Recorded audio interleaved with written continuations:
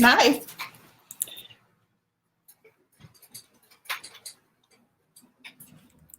Let's see if we get anybody. We're here. I know you're here. We're here with, hi, Amy Sunshine. There's my dog. Oh, Kenji, hang on a second. You are going to have to go lie down. Dave yelling. So where should I put this? I was about to say the snake. I'm sorry. Where am I going to put you? Can you sit on me for a minute and then go on the chair? I just realized I did what I sometimes do, which is I set everything up, but I forget that if he's going to go on the table, he's going to knock everything over. So I forgot to make an accommodation for him. Hang on a second. Where are we going to put you?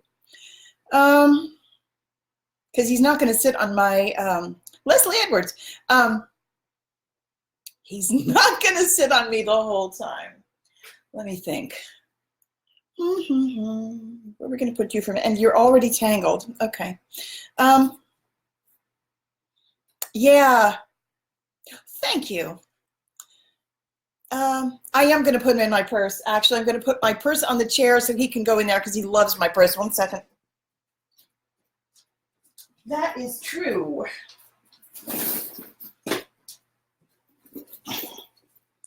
There's my purse. I'm going to put him right there. And then as soon as you're ready, Kenji, you can go in there. But don't go on the altar this time because he has this habit of churning up my altar real bad. Nope, that's exactly where you're headed, aren't you? You're headed for the money tree. Hang on a minute. Can you see me? Damn, I struggle with this lighting. Just a second.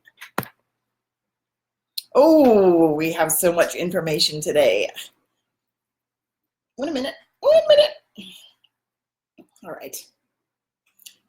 You know what? I'm going to, I'm not as prepared as I thought.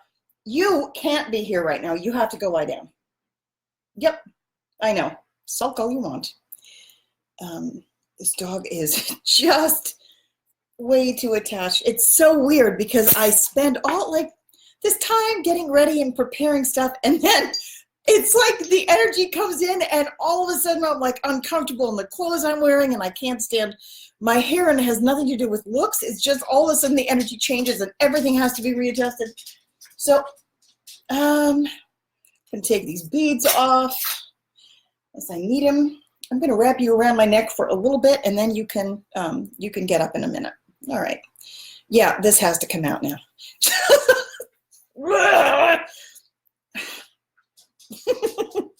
All right. Holy cow. So you cannot stay here and demand my attention the entire time. I'm going to have to put you away. Not put you down, but you're going to have to go in the other room. Let's see. I'm going to put this over there. Yeah, I'm going to have, he's going to stay this way the whole time. You have eaten, you've been out to pee, and you had something to drink, and you can't stand here just yearning, pining at me the entire time. I'm going to have to go put him in the room. 1 second. Sorry. No! Come in here. Come on.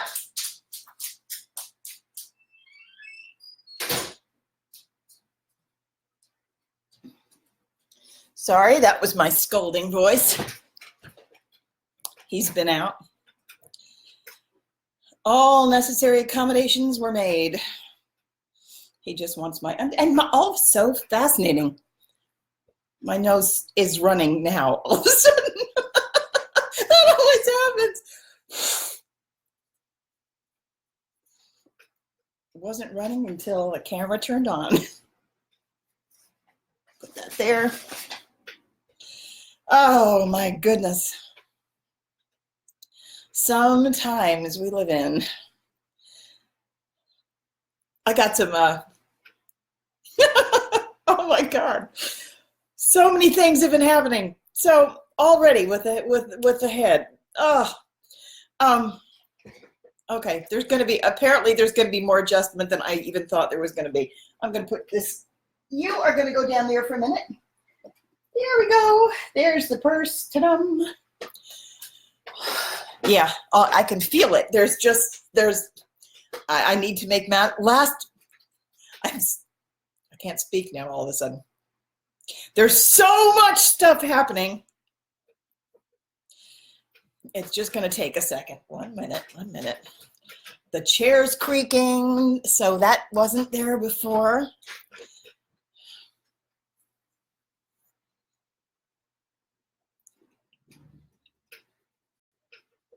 I have to push this away. Oh, you go away. Yeah, I can't have too much wind now. It's amazing how these minute little adjustments, like it didn't bother me until I sat down.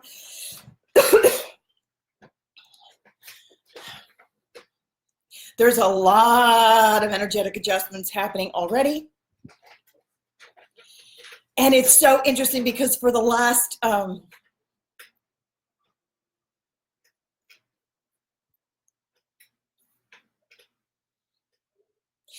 just about the last, I don't remember when the last time I did a live stream, and it was about, I don't know, maybe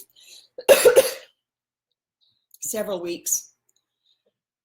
And every day, there's been so much activity that it's been very difficult to even keep up with it. Been doing a lot of writing. But it was interesting. Wow, I haven't had one like this in a long time. Just a second. I've been amassing kind of like a backlog of information, and I'm not sure how much of it is going to come through in any kind of an organized way. Some of it I've been writing down. I've been taking a tremendous number of notes recently.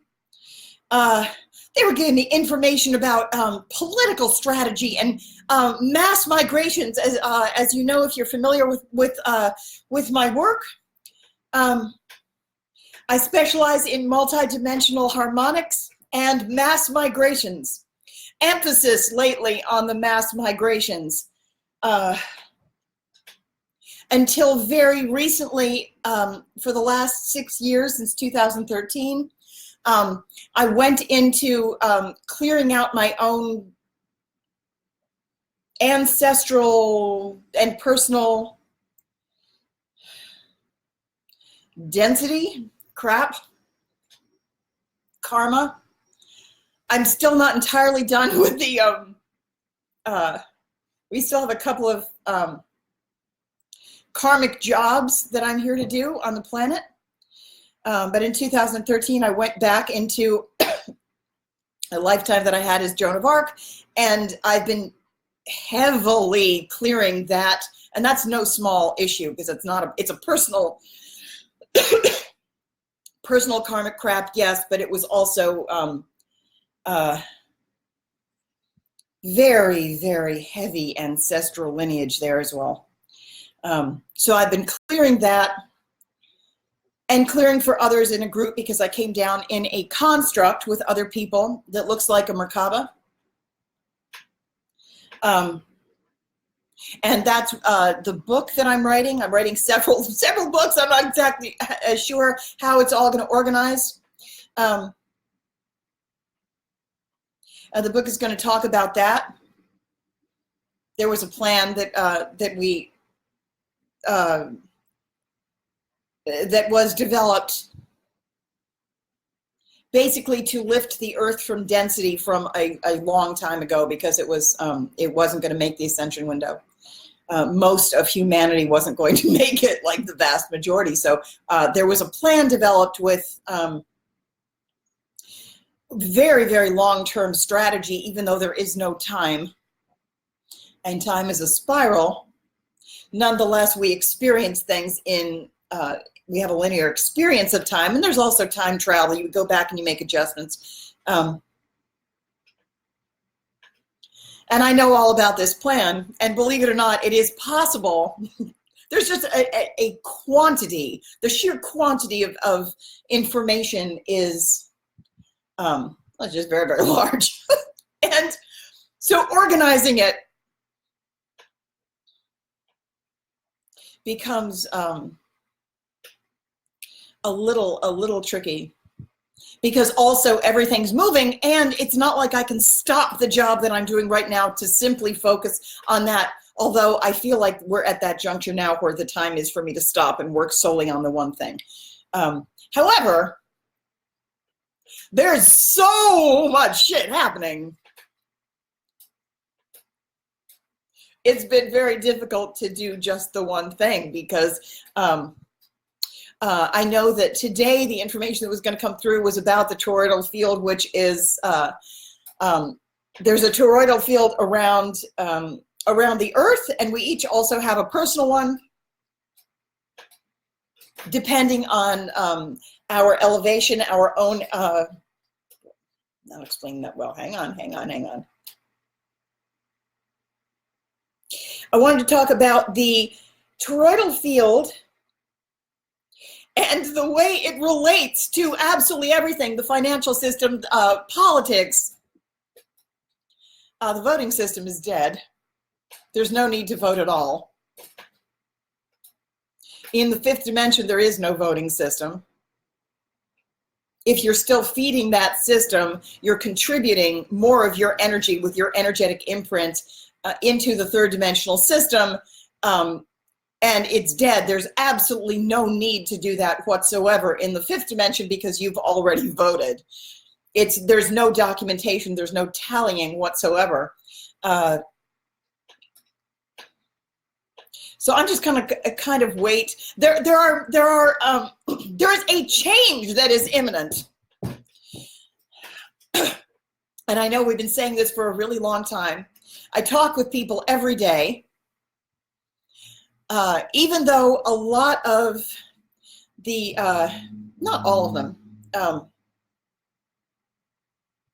I haven't been doing any, I shouldn't say any, but I haven't really been doing the private sessions. You can still book one if you want one, sure, absolutely. I'd be totally gung-ho to do that. I'm not sure I'm going to be doing them for that much, but I'm going to be doing them for as long as it's needed.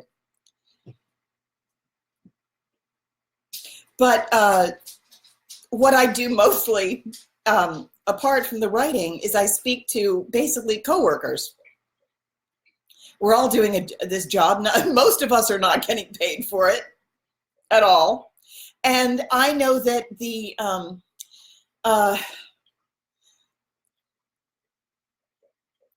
there's a method to that madness, and I'm going to tell you, there's, oh man, there is about to be a collision, a massive collision of these two systems. And I'm very hard pressed to put it into linear time, because I'm nowhere near linear time. I'm not even completely in my body. There's going to be a merger. There's going to be a collision, a crashing together of two systems that don't necessarily go together. And when this happens, and it directly relates to me, this is so funny. It helps.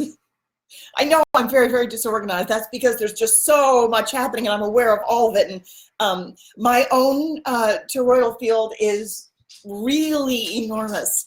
And if you want to see what a toroidal field looks like, you can go on my wall on Facebook. And there's an illustration, I put a GIF up there, of a toroidal field. And it's always turning. It's like a big, big, big donut. And it's coming in this way. And so the center of it is your heart.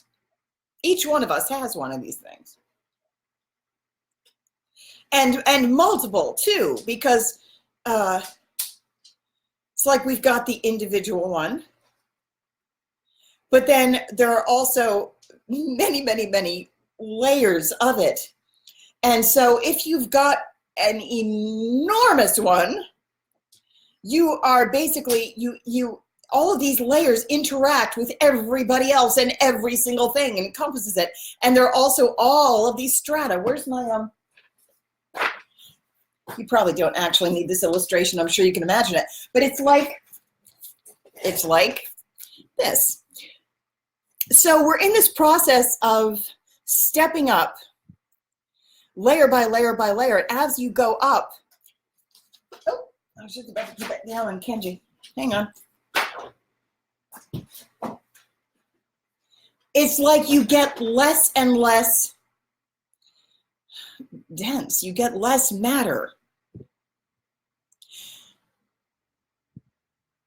You get less matter and lighter and lighter and lighter,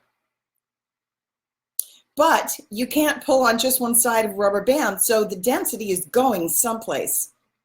And these two ends are going to basically depart or meet at the same time. And there's going to be this collision.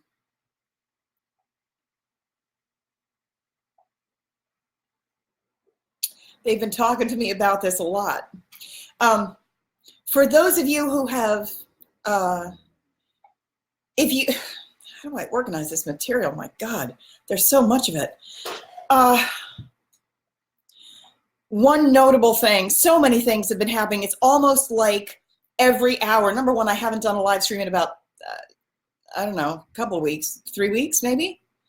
And in that time, at least every day, but on some days, every hour, there's like another event that's worth sharing, but I simply can't keep up with the data, largely because, or delivering the data verbally this way. Number one, nobody would, I don't think anyone would really listen to that much. It has to be codified somewhat, condensed a little, but also in the area that I'm in, sometimes my daughter's home, there's no place, she just wants me to shut up, she doesn't have her own room. So it becomes very difficult to have enough peace and quiet to do the work and sometimes to receive the information as well. Something happened there's so many landmark things that need to be discussed. One thing, for some reason I feel like starting on this.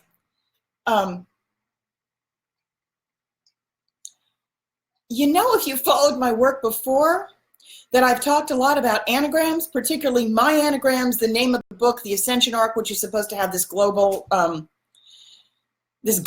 reach.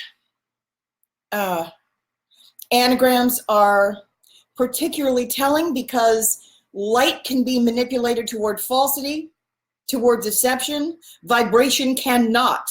That's why sound tells the truth. It has a truth to it. If you go to Internet Anagram Server,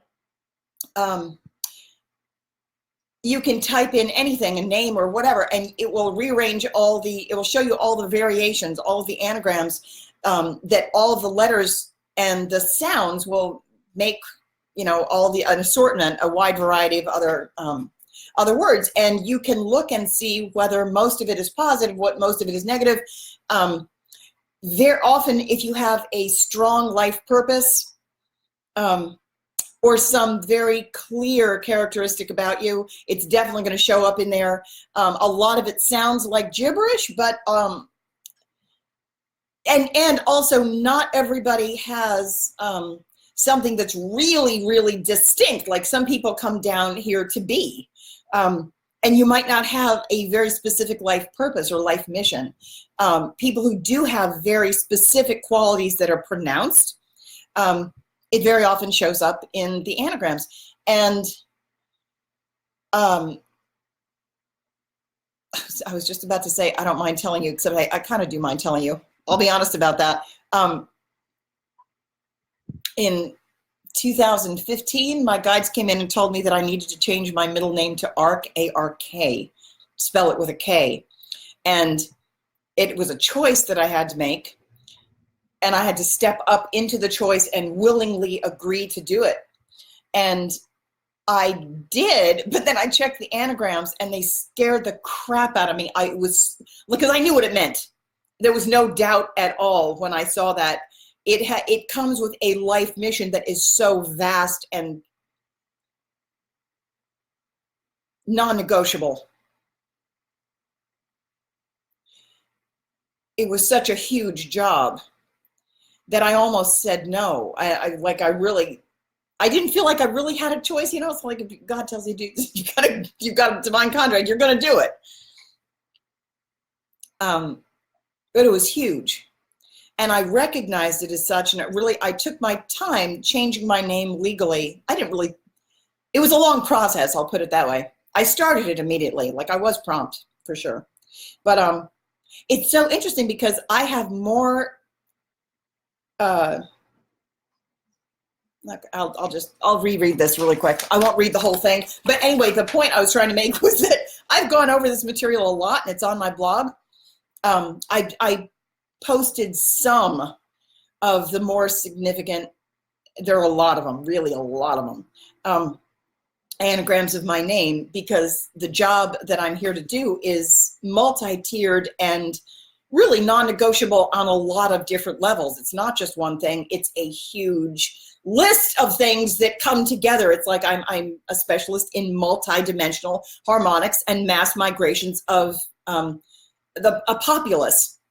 So knowing that, and also I've had this lifetime as Joan of Arc, so there was this whole thing about redoing that, getting another, because that was unfairly truncated.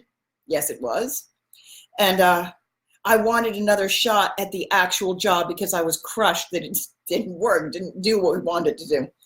And this is the Ascension window. So, but today, I wanted to look something up on the anagram site, and I discovered, I can't tell you the number of times that I've looked at those anagrams, and for some reason, just today, knowing that the thing about the financial system is just, that's imminent. So I with the new information about the financial thing that's about to happen, I went to go back into my anagrams to see if there was any more information, because I just wanted to see if there was anything else that I could learn. And I didn't see something specifically about that, but I did find another anagram that for some reason I never saw this one before. And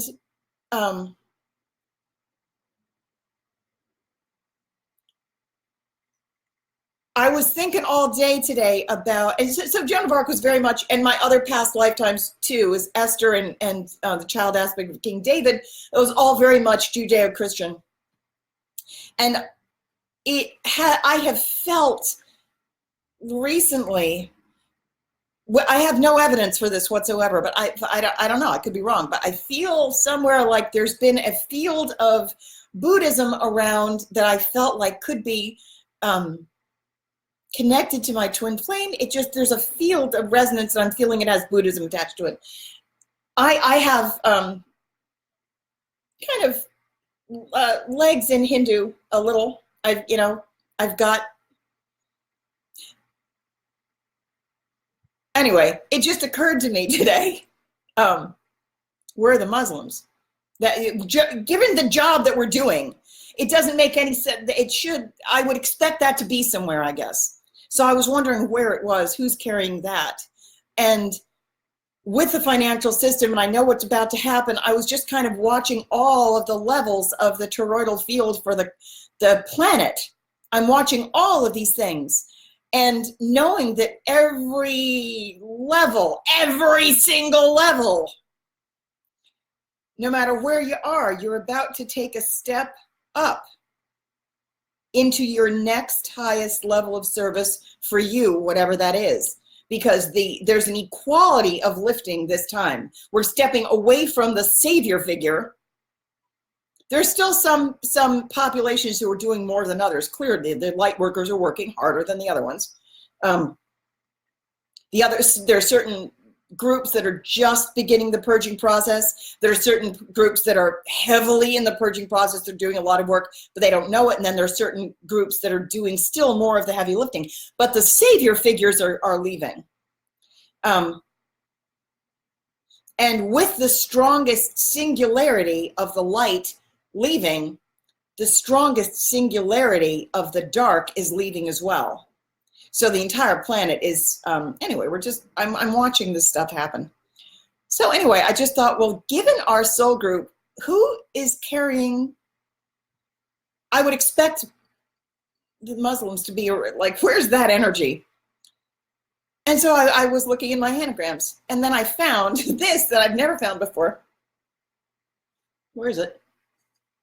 Oh, I'll read my first anagrams, my other anagrams first.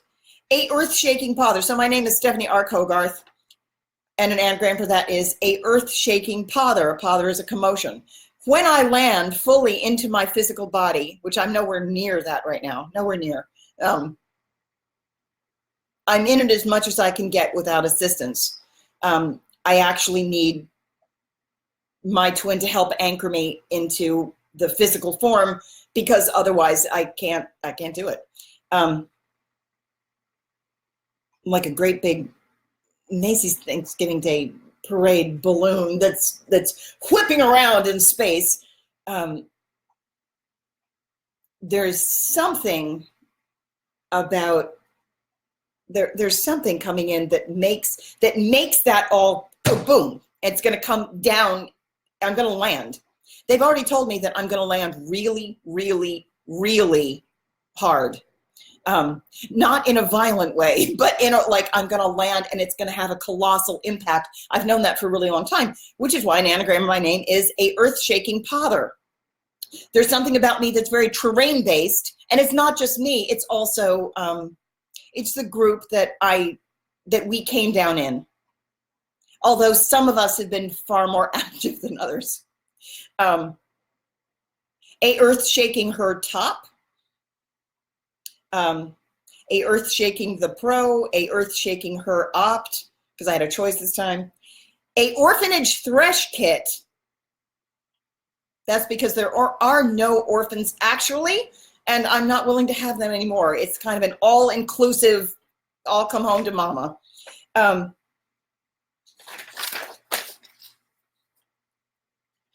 Where's the other one? A host partake in higher. A partake in higher shot, because I had to take another shot this time to achieve the thing that I've been trying to, this is my second try, at liberating the people. A partake in others high. A partake highest horn, because I make a very large noise. Partakes the high throne. A pharaoh gets rethink, because this is really all about Exodus. And I'll be discussing at some point the God's royal lineage, as well as how it relates to Moses, the Hebrews in slavery. And then today, I found a Hedra thanks pother. A Hedra is an Exodus. I didn't even know that was in there. It's Hedra is an Exodus, and it relates to, I just wrote this down. Where'd it go? Muhammad's departure from Mecca to Medina in 622, prompted by the oppression of the merchants. Prompted by the opposition of the merchants, making the consolidation of the first Muslim community. So again, it's about damn financial system, man, the merchants. Overturning the merchants and consolidating the religious force which leaves. And that's basically, we're still doing the same thing, man. The fucking fight never ends. But except canceled, because no, we're going to do it. Watch me. I'm taking all my people out. We're all leaving the third dimension, the service population. There's going to be a upturning, a massive upheaval of the current financial system. And I know that I've been saying this for a while. One of the reasons I've been saying it is because, number one, it's already programmed into the higher levels of the toroidal field. Like, I talk to Maria Teresa about this all the time. Those of us who, there's a new financial model. All of these different levels have different financial characteristics. And my role is I'm trying to navigate through, and they also move at different speeds. They have different qualities. You can't move everybody the same way because it doesn't work. The third dimension is the bitch. It really is. Even though the anchoring isn't there, like they're not even anchored there anymore, but because of the belief barrier and the insistence and the programming, they keep making the same choices over and over. So it's like they're recreating it as fast as we can clear it. So on that level, it has really been a pain in the ass. It's a matter of, in Ascension,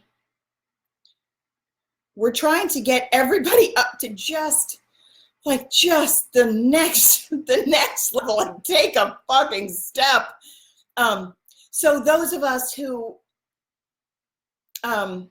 move faster, we're kind of up at the top and we're clearing and clearing and clearing. We're kind of trying to dig our deepest brethren out of the bedrock.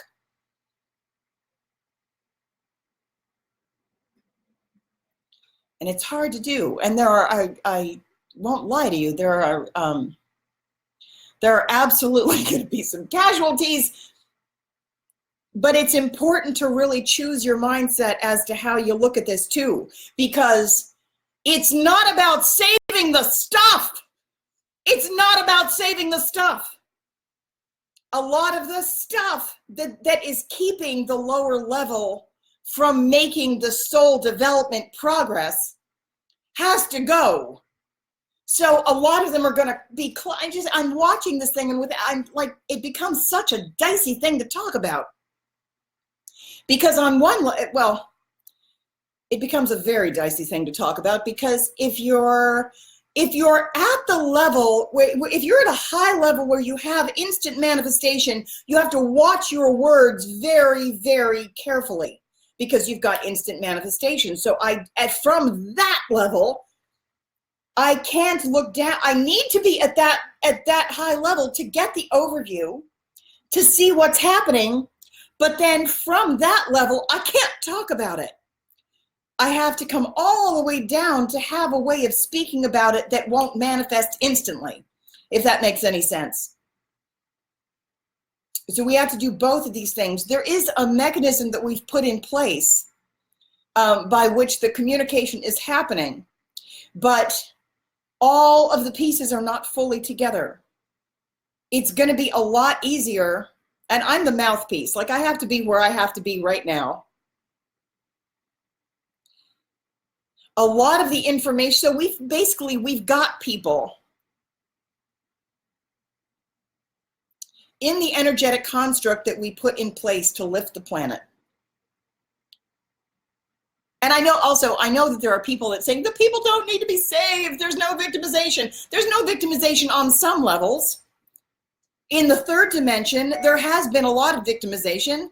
And that's why it was a prison planet, because you couldn't get out. It was unfair. It was legitimately unfair. And it required a space army, and we had to come in and help lift out some of the density because you guys were stewed. So there was a long, very, very long-term strategy with a team of very old ET beings and then millions of assistants who came in as a space army to lift this thing. This is what my book is going to be about.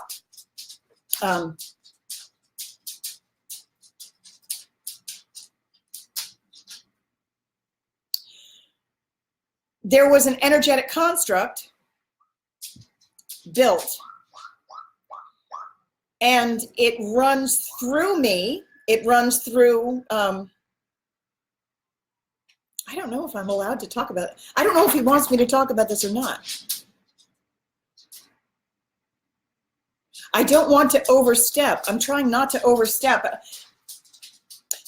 I will also say this, certain people have been, the energetic construct is coming down now. It's being dismantled, but it's a long-term process. A lot of the people who were not cooperative or who were adding malice, because that happened too. Absolutely. I'm going to talk about that in the book too. That's not going to be really a part of this live stream, but there have been, and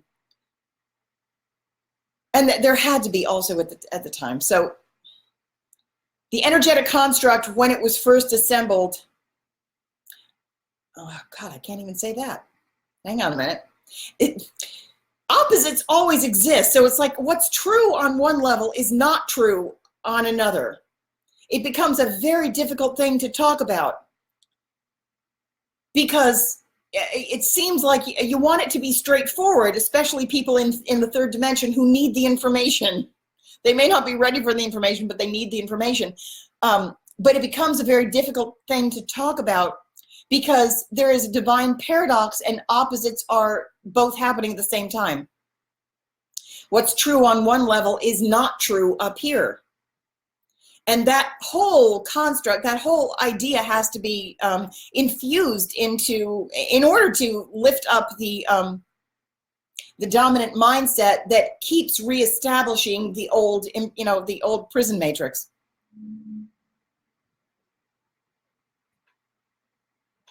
Things were not what they appeared. What did I start to talk about?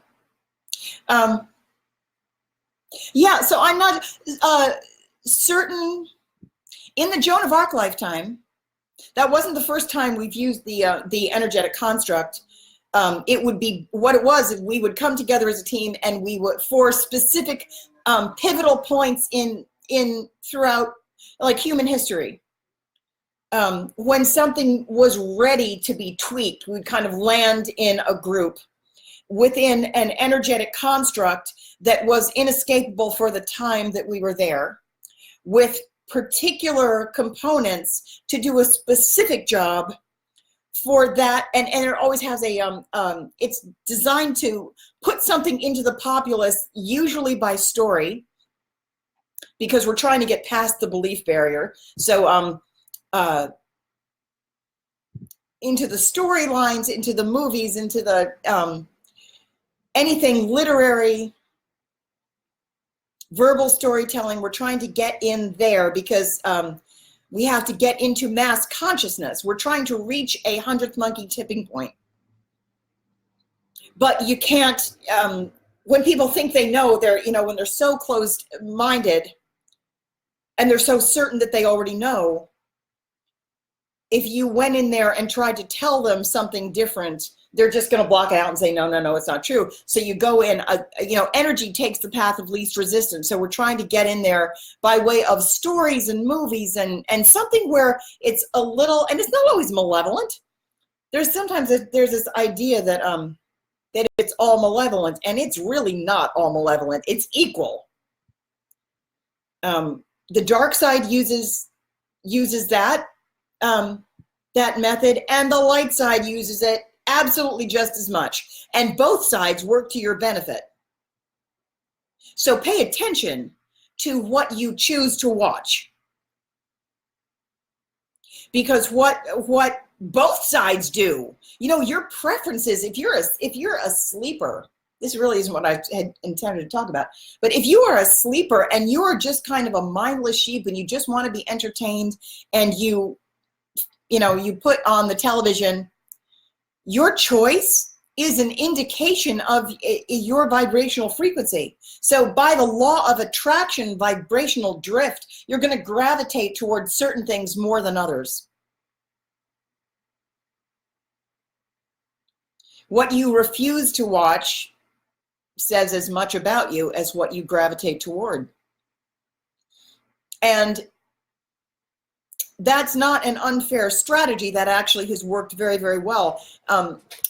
During the time that we were trying to lift the population from the third dimension, which was so male-dominated and so hostile, and they just will not fight.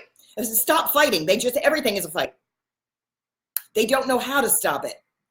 It's so programmed that it's an automatic response, and then they're trained into conditioned responses that keep them having an automatic us versus them mentality, so they never wind up learning how to cooperate. So getting into that mindset, steering, like angels and archons, archangels and archons, we've done most of our manipulating of the third dimension from the positions in the fourth dimension. That's not where we're based, but that's where we work from. We don't go into 3 ourselves, but there's an operational base in platform. in the fourth dimension that helps us gather our respective populations. So it's not so, sometimes, especially in the disclosure community, there's very often, who can, by the way, be as closed-minded as anyone. On one level, they're progressive and they learn, they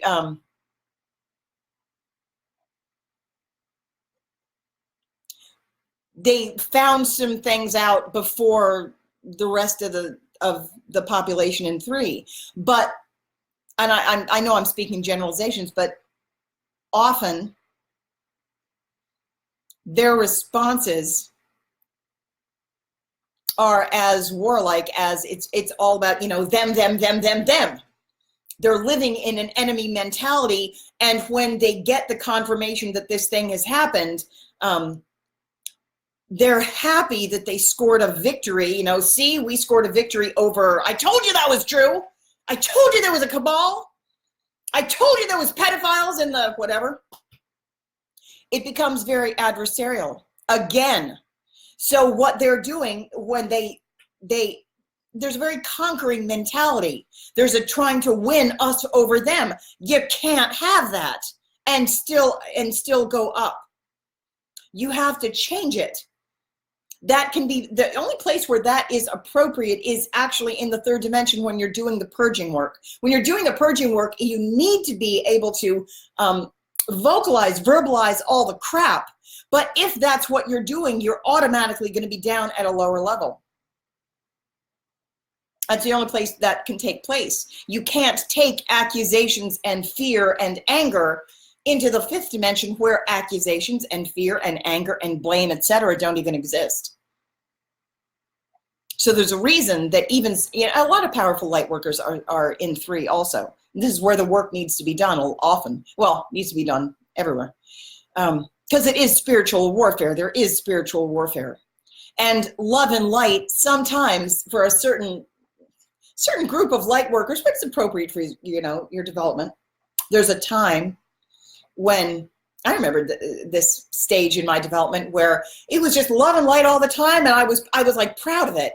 It became kind of its own identity of like being a light worker, and so no negativity can touch me. But then, like, what are you doing? Are you really doing the work if it's only ever pleasant for you? You might try to test yourself a little more, but otherwise, you know, when you're, there's always another higher level of service. The real test, because it's easy to be pleasant when all is going well. And when you're surrounded, when you're living in Sedona with other light workers, and it's all light all the time and all gung-ho, and we're all, you know, I'm not actually knocking it. I wish I was there. I could use a vacation. But it would be a real test to see if you could take that as how dark can you, how to what degree are you capable of holding that light and going someplace that really sucks? Can you still maintain your radiance? Can you magnify your radiance? Can you change the area around you from the light within? That's a real test. And then how long can you do it for? It's another test.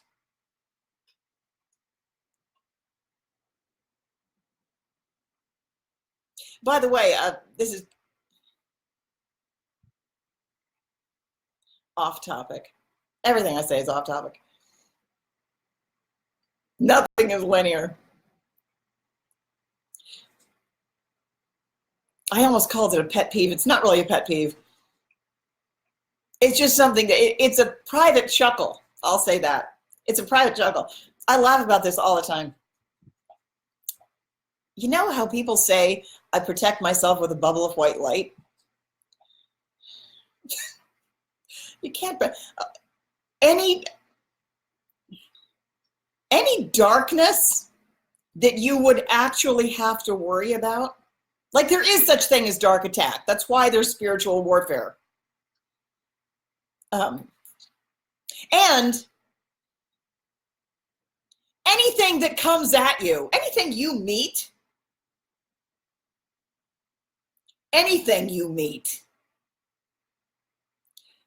has come into your field by way of the law of attraction or a test, either because you're a match to it, because on some level you're carrying that darkness in you, so you match it, or you're a match for it. That's where you get spiritual warfare. Because it's not like that stuff doesn't happen. It actually does. Darkness takes on form all the time. It's very tricky. And it will try to take the light down, of course. And you can't even really blame it because, you know, we're trying to annihilate the darkness half the time. On certain levels, you try to annihilate. That's just like, it's and some levels it becomes part of the game. It's a game, it's a war, it's called something different depending on what level you're at. And then and on certain levels, the higher you go, you just integrate everything and you command it all. And then you decide where it all goes. You learn how to manage it, how to transmute it when that's appropriate. But about the bubble of white light, the reason I always think that's funny is because the people who usually say, I felt like I was under attack and I surrounded myself with a bubble of, I protected myself with a bubble of white light. Any dark entity that's really worth worrying about, not that anything is really worth worrying about, but sometimes you do, sure. Yeah, I've had dark entities that were worth worrying about. If you protect yourself with a bubble of white light, it's a bubble. And darkness is already in there. You wouldn't feel that like you needed protection if you weren't scared. A better thing to do is to transmute feel the fear. Feel it and transmute it. Come out, just acknowledge it. Own it. You basically have to own it. Make the fear your bitch. Own it and magnify your own light, because it can't penetrate you if your light is brighter. But if you surround yourself with a bubble of white light, you're in there with your fear. It went nowhere.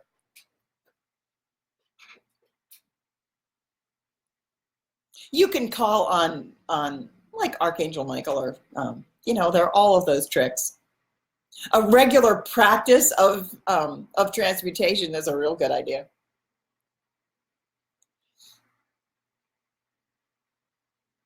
And I'm not actually judging it. God, I've been scared shitless. I lived for about 2 years, 2014, 15,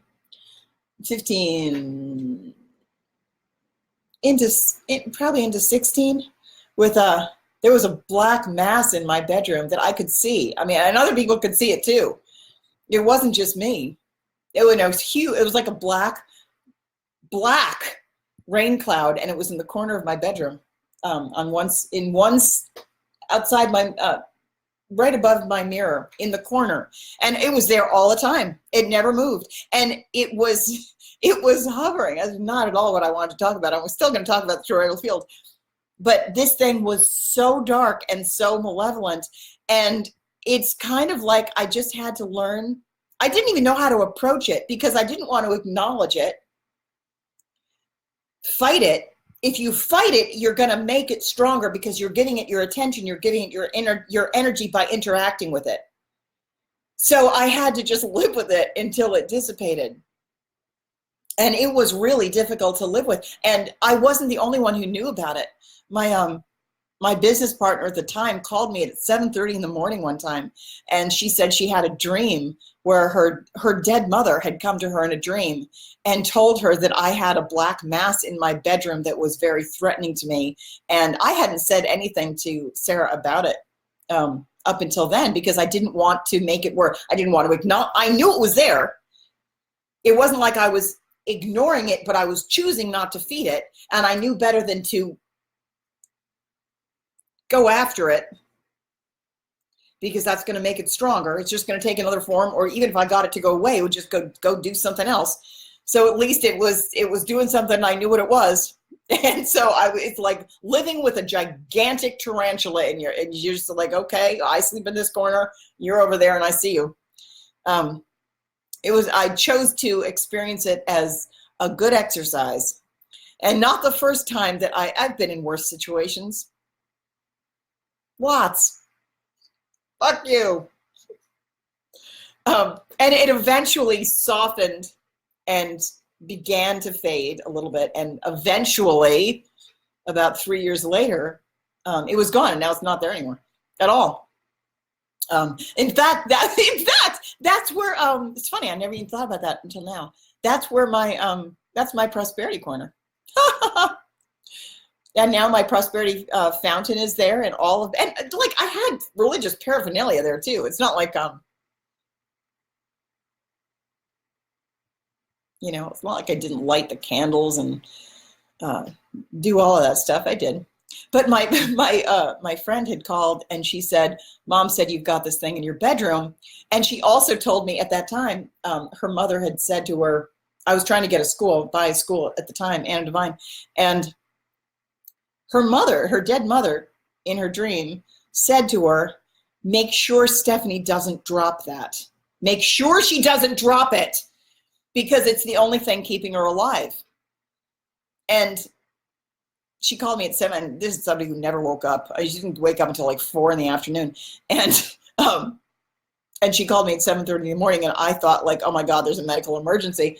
And I answered the phone, and she's like, well, Mom says, don't drop that because it's the only thing keeping you alive. Is that true? I was like, oh yeah, totally. I wanted to die so bad at that time.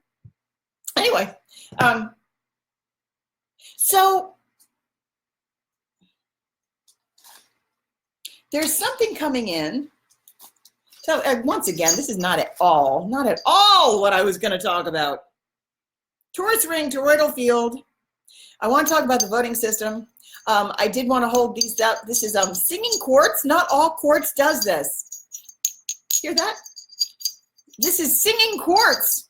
And it's been sitting on my altar. I'm using it as the 11 gateway, symbol for the 11 gateway. And the fact that it's in, it makes noise. And isn't that lovely and clear? Lovely. Anyway, I wanted to thank Sherry for that.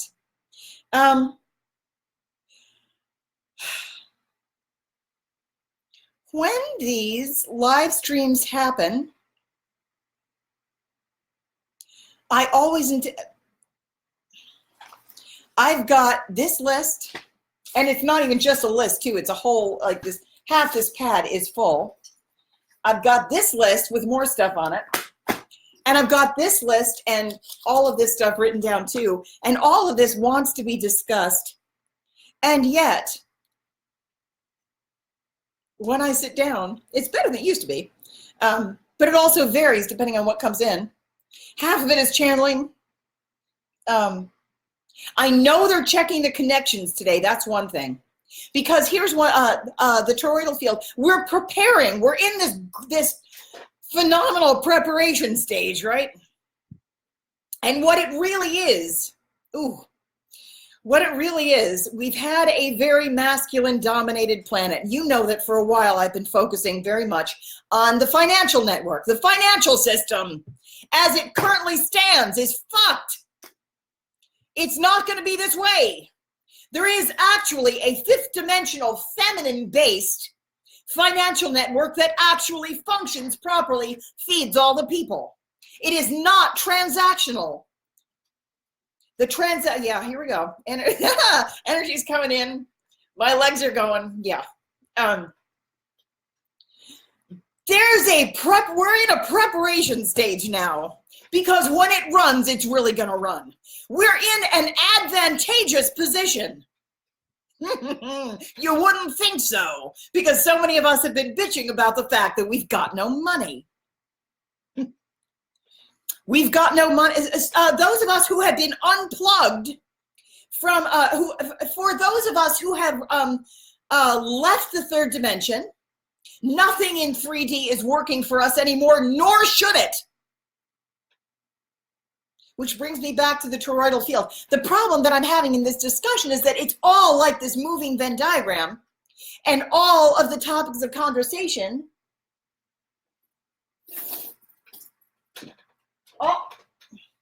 all of the top, my snake's off the chair and on the floor. I just had to find it for a second.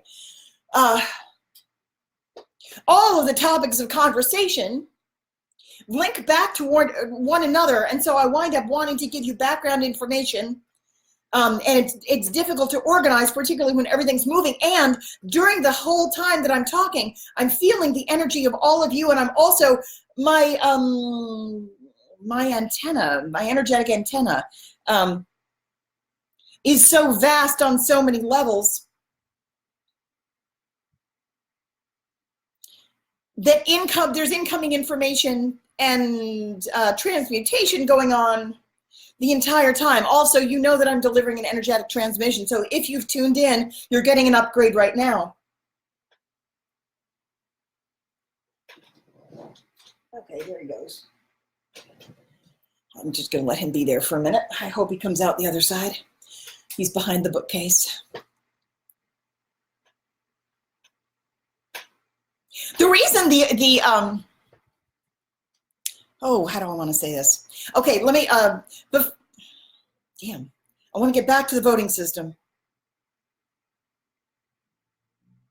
The financial system. So one of the things that this is doing, the financial system in the 5th dimension does not allow for hoarding.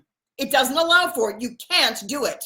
You can't have, you can't be in the 5th dimensional flow-based energetic financial system and still hoard. It actually prohibits that. You can have the free choice to do that, but if you're going to hoard, you're going to sink down to 3 or 4, 4th density.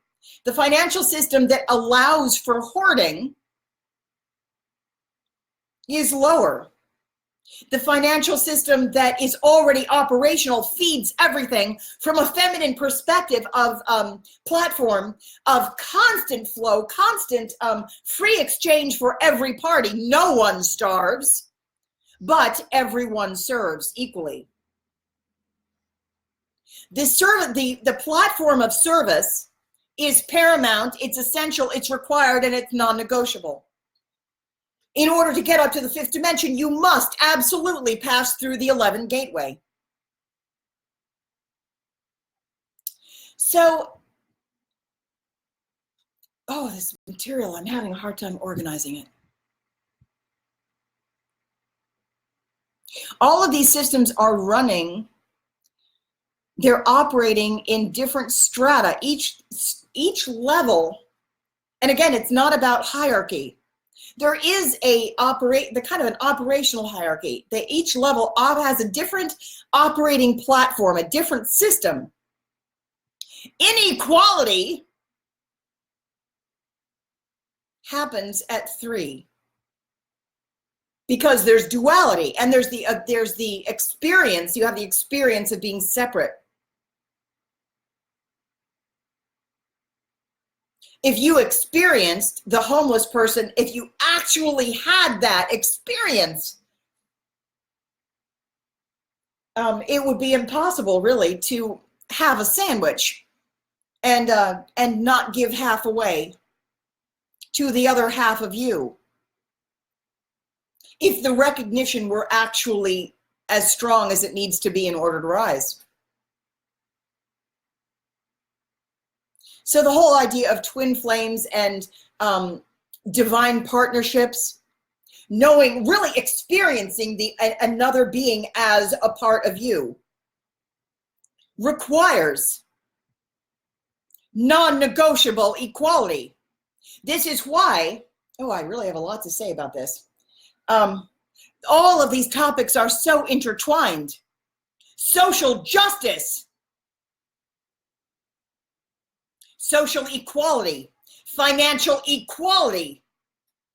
As the planet cannot ascend, and each one of us cannot possibly ascend without making equality our focus. It is non-negotiable. That's equality altogether. It's the 11 gateway in which all serve and all receive. So if you have difficulty receiving, but a lot of light workers have had that history, and we have had difficulty receiving because we've been indoctrinated ourselves, that it is better to give than to receive. And that's bullshit. Both are required equally. Also, the whole idea of light worker in general, light is inherent. It's about, we're trying to balance the masculine and feminine energetic forces. So each one of us are half and half. Ideally, they should be half and half. Usually, we tend toward having more of one than another, but our challenge as individuals and also as a society, and each group too, usually, we need to bring it back into balance. We need to do more of whatever we were doing less of. So if light workers in general, those that were very God-oriented, have usually had a background in the church, we were taught that it was better to give than to receive. And most of us have an automatic flinch response where, no, you take it, you take it, you take it. And that's fine if the other person has less. The goal needs to be balance, however. This is true of all forums. The justice system, the educational system is going to be rebalanced also in 5. It's not just going to be the teachers talking, the teachers giving, imparting to the students, because the teachers need to be the receivers as well of the upgraded information which the children carry. Light workers usually have a predominance of masculine giving. It's very active and expressive. We have almost a compulsive drive to contribute. And largely that's because in the higher dimensions, there is an automatic giveaway that doesn't work at all when you're in 3, because hoarding exists in 3, which means we can give and give and give, but usually there's some hoarder in the loop who gets it and keeps it, and they don't give nearly to the same degree that we give or work as hard as we work. So it throws the entire balance off. So sooner or later, the entire 3rd dimension goes out of whack. And then you get something like a French Revolution. Some kind of revolution. You've got a problem when you go out of balance.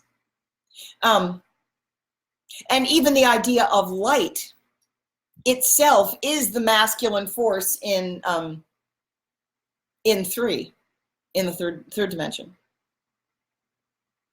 Because there's too much action, not enough receding. So remember when, in like the 1111 gateway, if you think of a clock, and 12 is the gateway up. And straight down is 6. 6 is that's really kind of like the sweet spot. That's where you want to get for a balance of masculine and feminine, to keep those that axis upright, remain plumb yourself. And 6 is also the number, incidentally, of the Lover's card in the tarot. But if you think of the 1111 gateway, the same degree, it's the same error on both sides. You can, basically, the tower moment for an individual and also for a collective is the same no matter what direction you go in. If you start at 12, and there are only 2 ways you could go. You could go into, the curriculum is going to be the same, but you have 2 options of learning it. You can either go service to self or service to others. If you're serving yourself, then you're going to gather. You're going to go into the gathering mode, and you're going to turn all of your energy in, or all of your emphasis inward, And you're going to, and this is where hoarding comes from. You're going to gather, gather, gather. It turns into greed. You're going to gather everything, but in the third dimension, in the physical form, you can only carry so much. So there's a certain point along that path where basically when you get to 1 on the clock, it would be 11 going backwards, but it's the same distance from 12. You would get to 1 on the clock. And at that point, no more light can get in because you're at a room. You become totally dense. Everything becomes totally dark. You collapse in on yourself. And you basically die. You can't go any farther than that. That's the end game. And the only thing you can do from that point is to travel backwards to find balance. So at this point in societies, that's where we always have an extreme imbalance because it's matched by the other side. You can't pull on just one side of a rubber band, right? So whatever's happening on one side is happening on the other. So if as a collective you start at 6 and it was a balanced society at one point, but it's like they started at 12, they passed each other. And the 99% keep gaining, or the 1% keep gaining. They keep gathering, gathering, gathering. They're going to reach the 1. And then there's going to be a revolution because everyone else has reached the point to where they have nothing and they're starving because they've given, and worked and worked and worked and given, and they're exhausted. They can't work anymore. They're depleted and they need to be replenished. And both of these things happen at the same time. And then you get a swing back. The sweet spot is in the center. So we're at this point. We're at this point now where we're about to get a snapback, and it's going to be a huge one because it's not just one country, it's the world.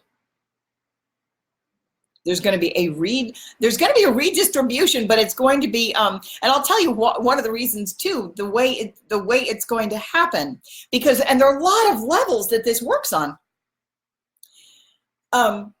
It's very important to think about these things in a certain way so that you don't so you don't constantly reinforce the idea that everything sucks if you're broke, which is hard to do because you're broke. I get it.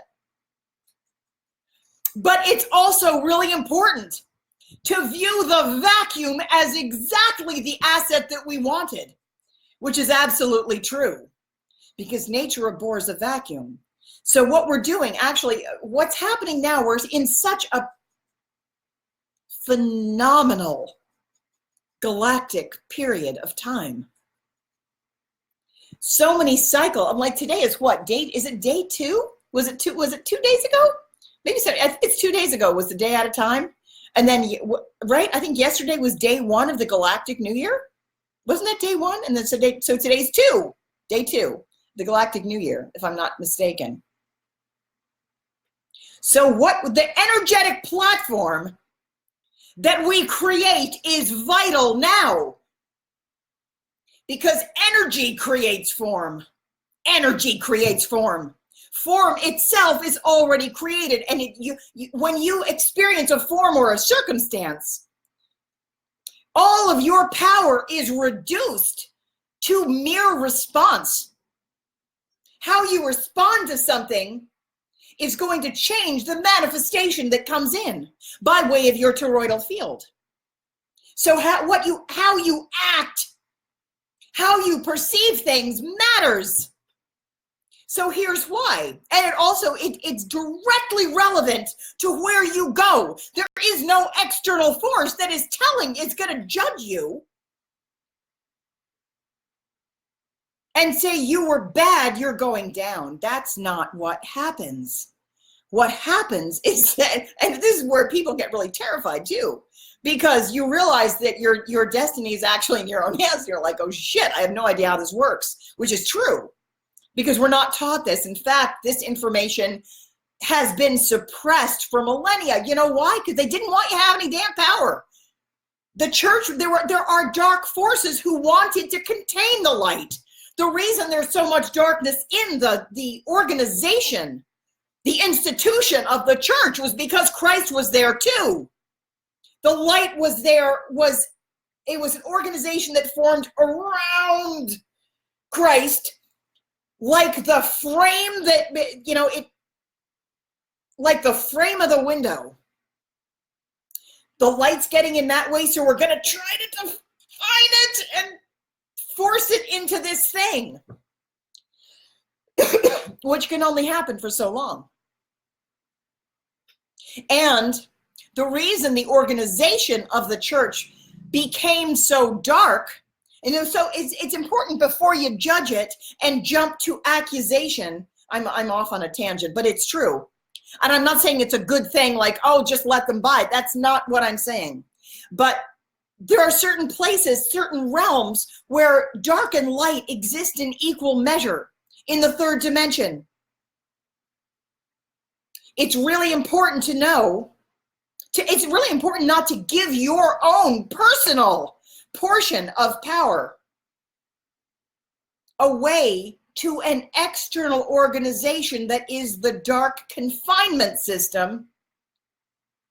And if you give your focus, if you take your focus and your response and you're looking at the darkness that is the organization of the church, because there has been a term, yes, I'm not saying that there hasn't been that.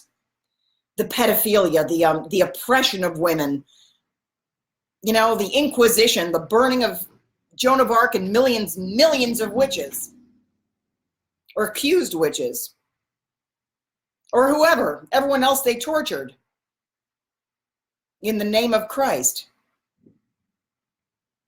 The crucifixion itself, focusing on the cross, focusing on the crucifixion, as opposed to the resurrection.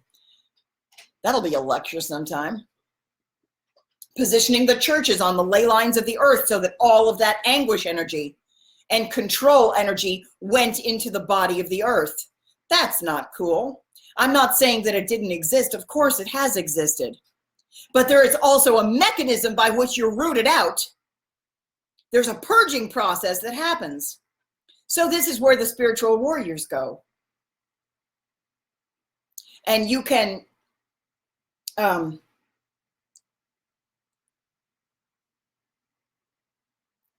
it's a lot more fun up in a higher dimension, but it's also a lot less challenging.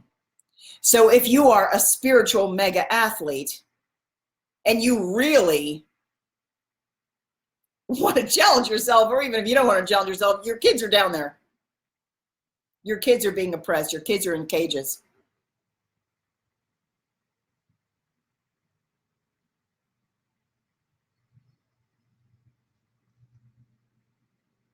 Where's the first thing you're going to do? You're going to go into the church or some other place of extreme darkness, and not because you love it, but because there's work to be done, and it's all hands on deck, and it's the time of the ascension. Also, I feel like I've got about 6 different topics going on. This planet is a prison planet. It has been, let me say that. It has been a prison planet in such extreme density that it was virtually impossible to get out. That's why so many millions of ETs and there was an organized rescue mission to liberate planet Earth, because they're just not going to make it. Humanity was just screwed unless it got some serious assistance.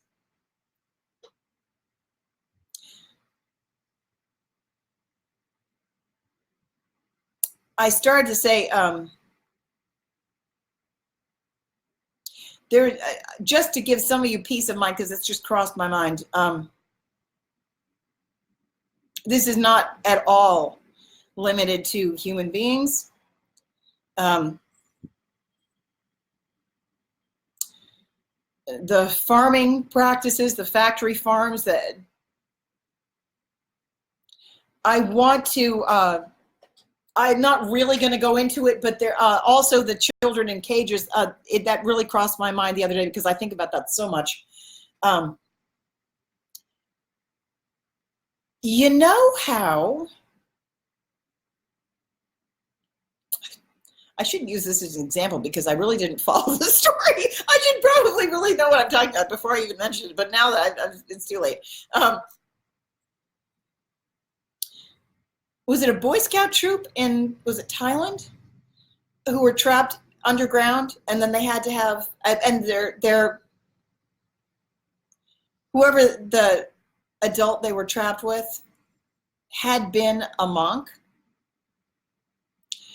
There are in every population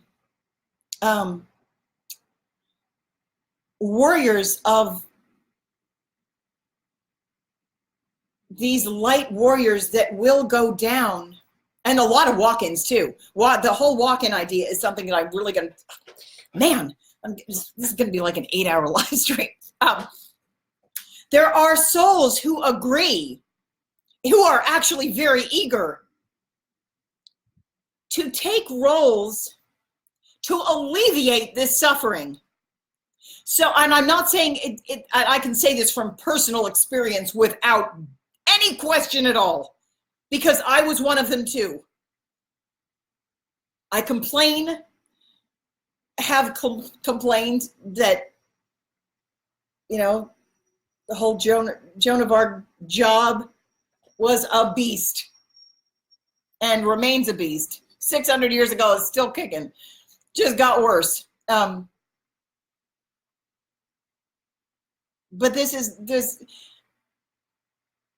there are those of us who dove into the sewage eagerly. You don't want to do it. You know it's going to suck. You know you're probably going to get trapped down there. There's no way in hell you're going to come out clean. But I've said this before. If your baby, if there's a swimming pool, this is a disgusting analogy, but if there's a swimming pool, an in-ground swimming pool, and it's full of sewage, raw sewage, like a gigantic porta potty, and let's say to your horror, your toddler is running along just blithely and funk, falls right in, sinks to the bottom of this 12-foot in-ground swimming pool. And it's full of sewage. And you're standing there in spotless white, and you just got out of the shower, you're all clean, and you knew better than to jump in there. What's the first thing you're gonna do? Do you want to jump in that thing? No, of course not. Nobody's too keen on it.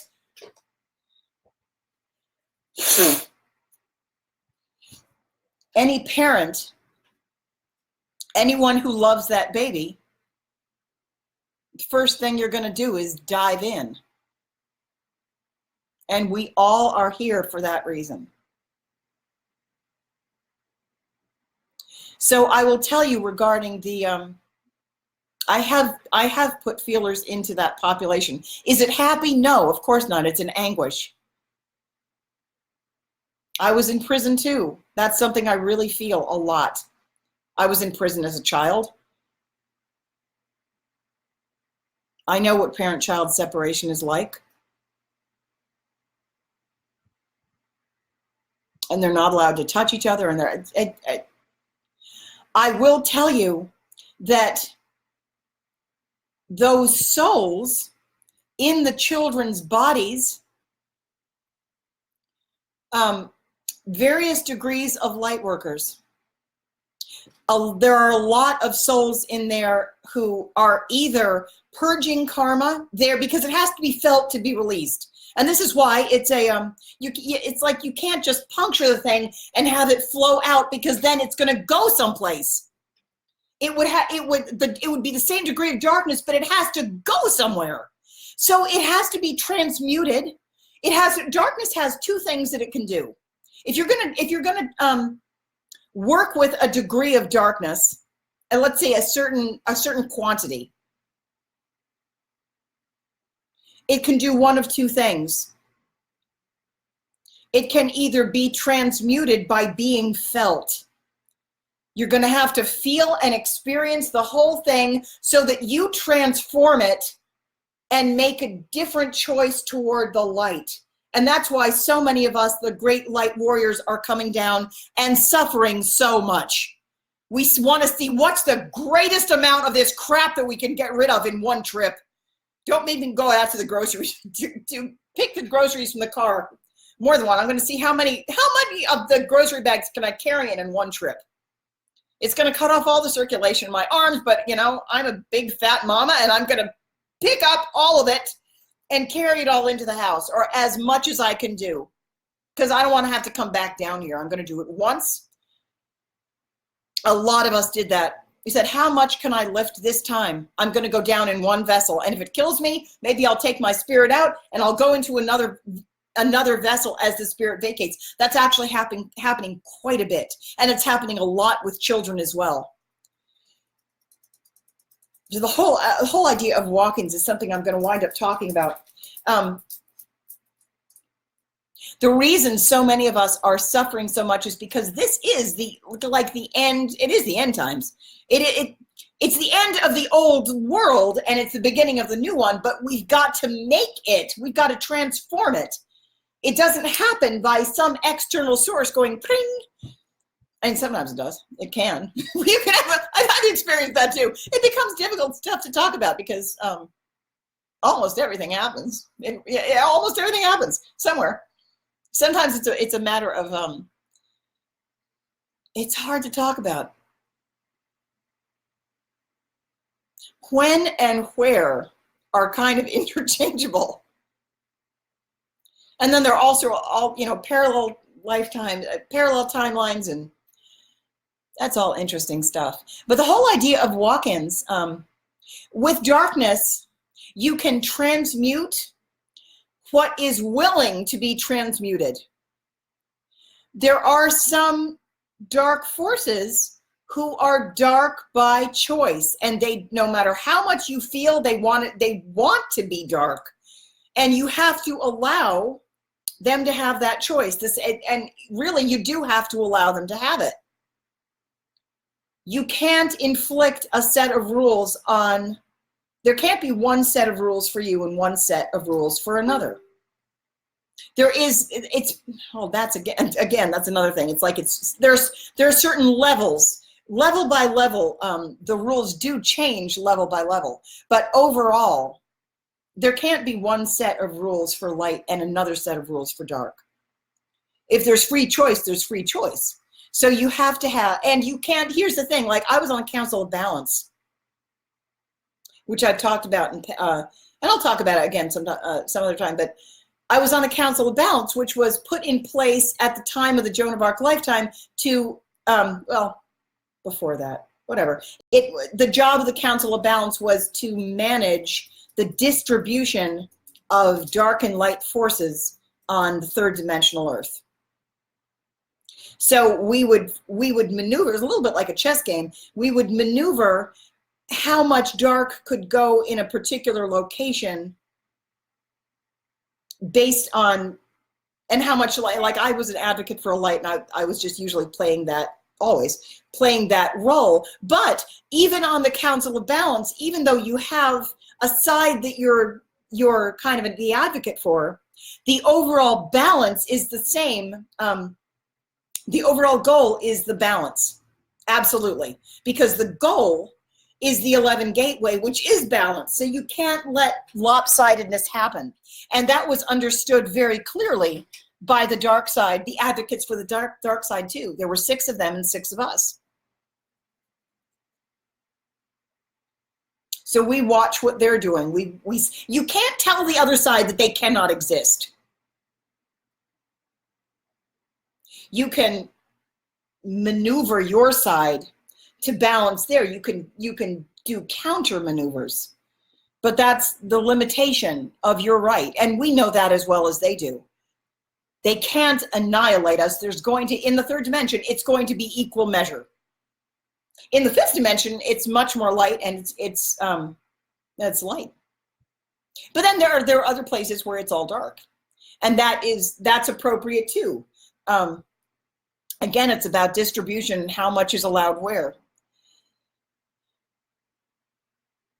But there are when you're dealing with darkness, you can do one of two things. You can you can take it in yourself and transmute it.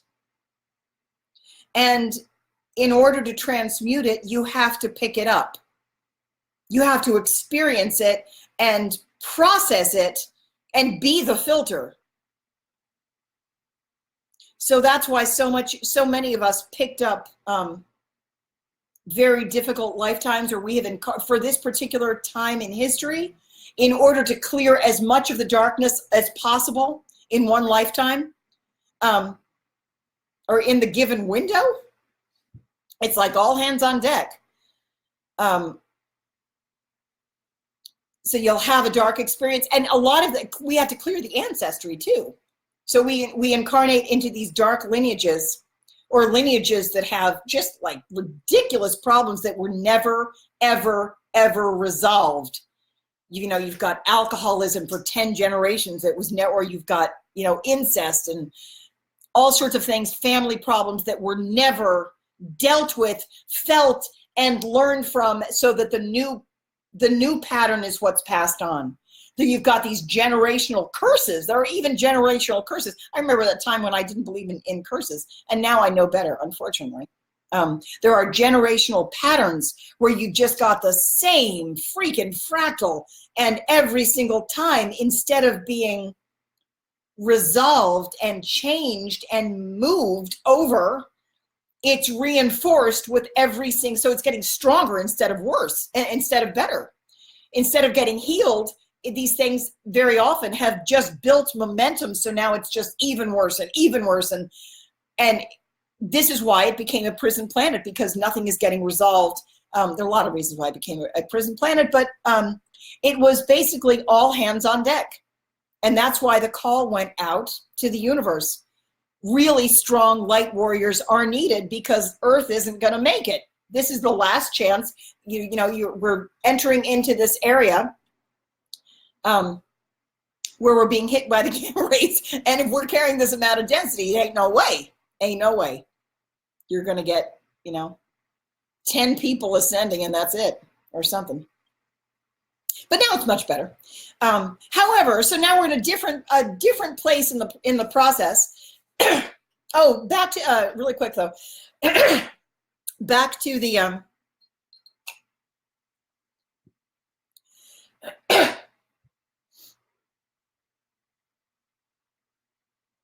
children at borders separated from parents.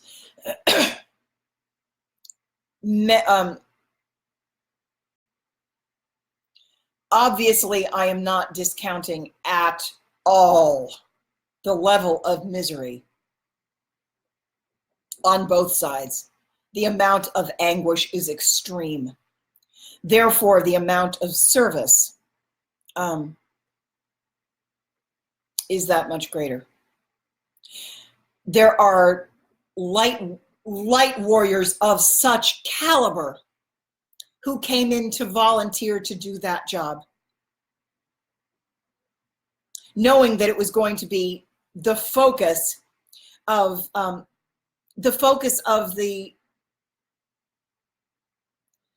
larger discussion. So here's one interesting thing, and this is a tangent, but it's absolutely relevant.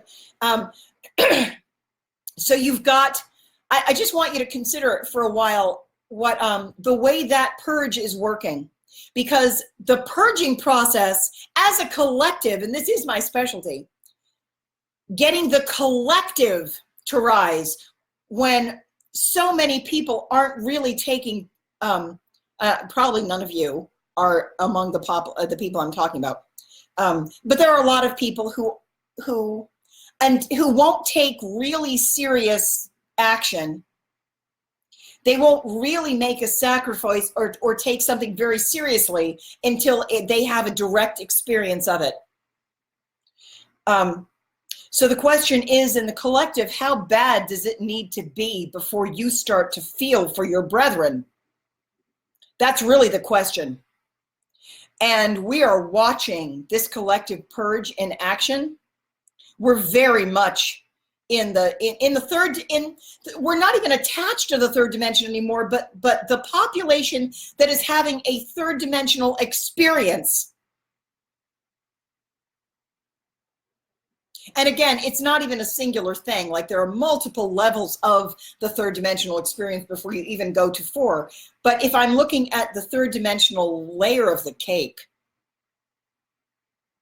that let's say is more like baklava.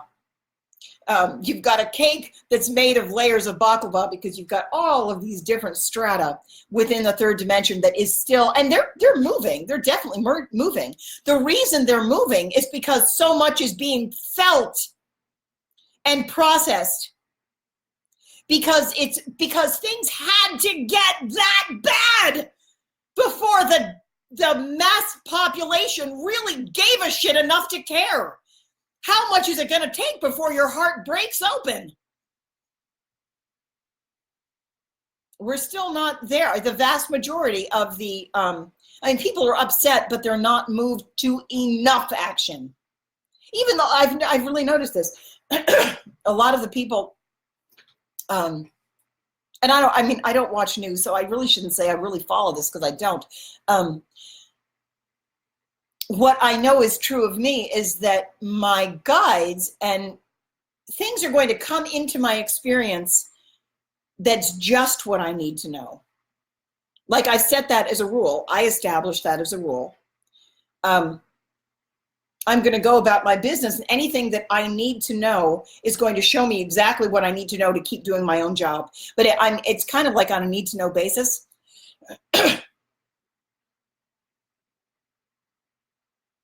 Things had to get this bad.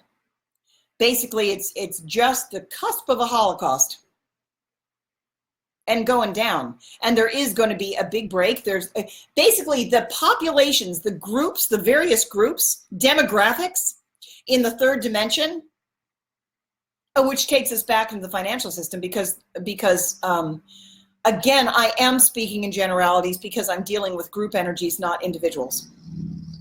So you know, there could be, I'm sure there's somebody in certain people in every demographic who don't match this. I'm speaking generalities.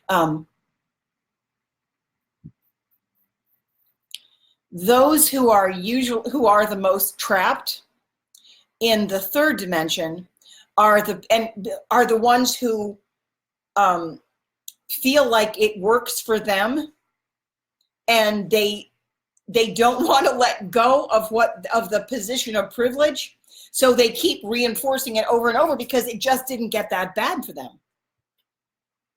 It's still pretty good for me. So like my kids are still in my lap. You know, I do feel bad for those other, you know, but they shouldn't be here anyway. They should go home to, you know, until you really feel that person's pain as yours, you're not at equality, and you're going to stay here and experience until you feel your share of that kind of suffering. I spoke to somebody the other day, and I did not correct her, really. It's one of those things like I'm not going to chase somebody down and try to correct their misperception. I will wear it and say it like normally. And this is something I just heard. I heard somebody say, well, and then somebody who knows about Ascension, kind of dabbles, and this person is under the impression that like they're a light worker and they're doing it too. Yep, we're all awakening.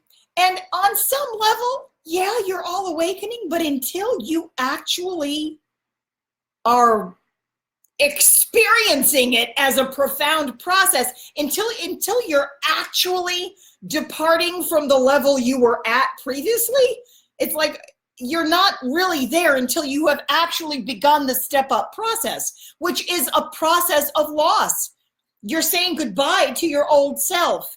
And this particular person has been investing all of their energy, almost all, I would say, if I had to take a guess, a good 80% of their energy is invested in reinforcing, probably over that, maybe 90% of the energy that comes through them is invested in patching up the old system, making it nice the way, you know, naturally I'm going to have a retirement account. Naturally, everyone does. Things like that. And I'm not, whatever. I'm not really trying to be so judgy, but all of these things are going to change. And that's probably a bad example because I guess my overall point there is that if you're not experiencing any like actual darker, uncomfortable emotions, the sorrow, the loss, the grief for one another, when everyone around you is losing things, there's about to be a very hard Tower moment. For those of you who know anything about tarot, there's the Tower card, which comes when it's basically the correction that God gives you when your shit has gone on too long. You were given a warning and you did nothing. You were given a warning and you did nothing. You coasted, you coasted, you coasted. You coasted.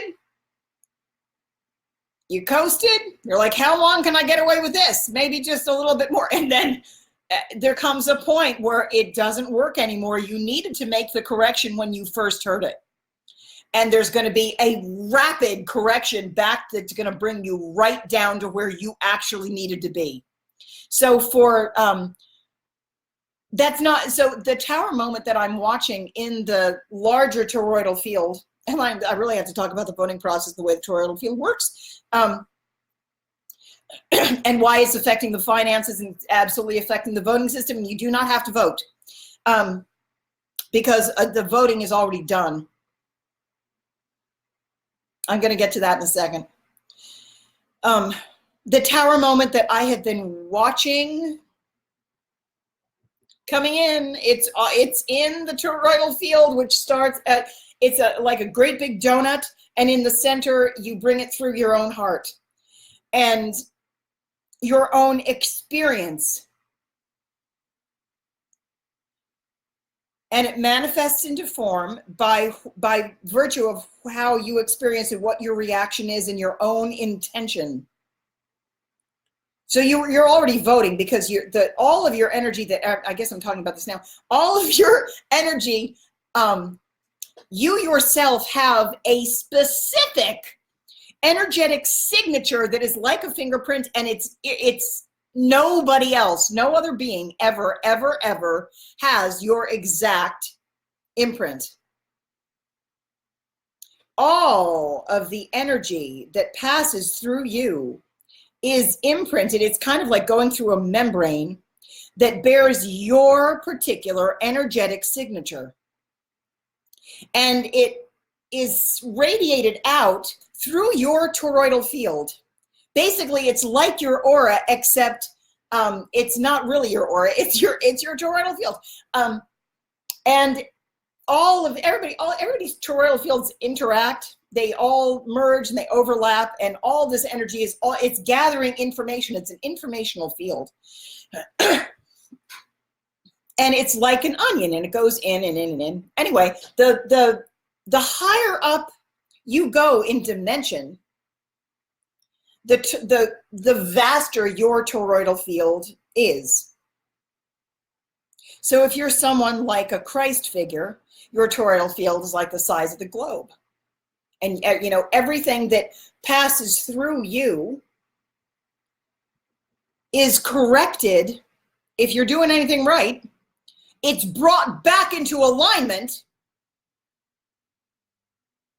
so you don't suffer crap. If you get hit with a circumstance that you don't like, this is the purging process. The transmutation process comes when you remain calm or you bring it back to alignment. It will test you. It will, and if you're doing something really well, if you're really a spiritual athlete, you will take as much darkness up to about 50%, and you will remain stable and plumb. You will remain just straight up and down. And from this axis, I will not deviate. And everything that meets me is brought back into a center. It's brought back upright, because that's what I do and that's what I radiate.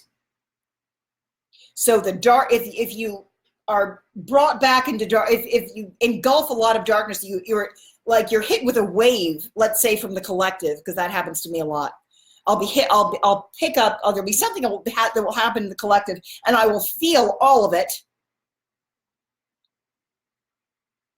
And empaths do this all the time. In the third dimension, they say, well, don't take it on yourself. You know, and empaths tend to absorb the darkness from everyone, or we absorb other people's ailments, or we just feel what they feel. And there's this, has been this idea that you're not supposed to take it on yourself. I disagree. There's a level that you need to be able to have those boundaries, but honestly, high level beings do this all the time, where it's actually one of the more efficient. I find it extremely efficient. You can take on a tremendous amount of darkness without it affecting you at all, because I'm simply not affected by it. I can take my light into the darkness and remain light and transmute at the same time. It's a skill set, and every once in a while something can really, like in 2013, there were so many circumstances in my personal life that I did go to a very low vibration and then had to process all of that back out, and stabilize the light again. But that just basically, it does make you stronger. It's like, now I know I can handle that quantity. I did it again.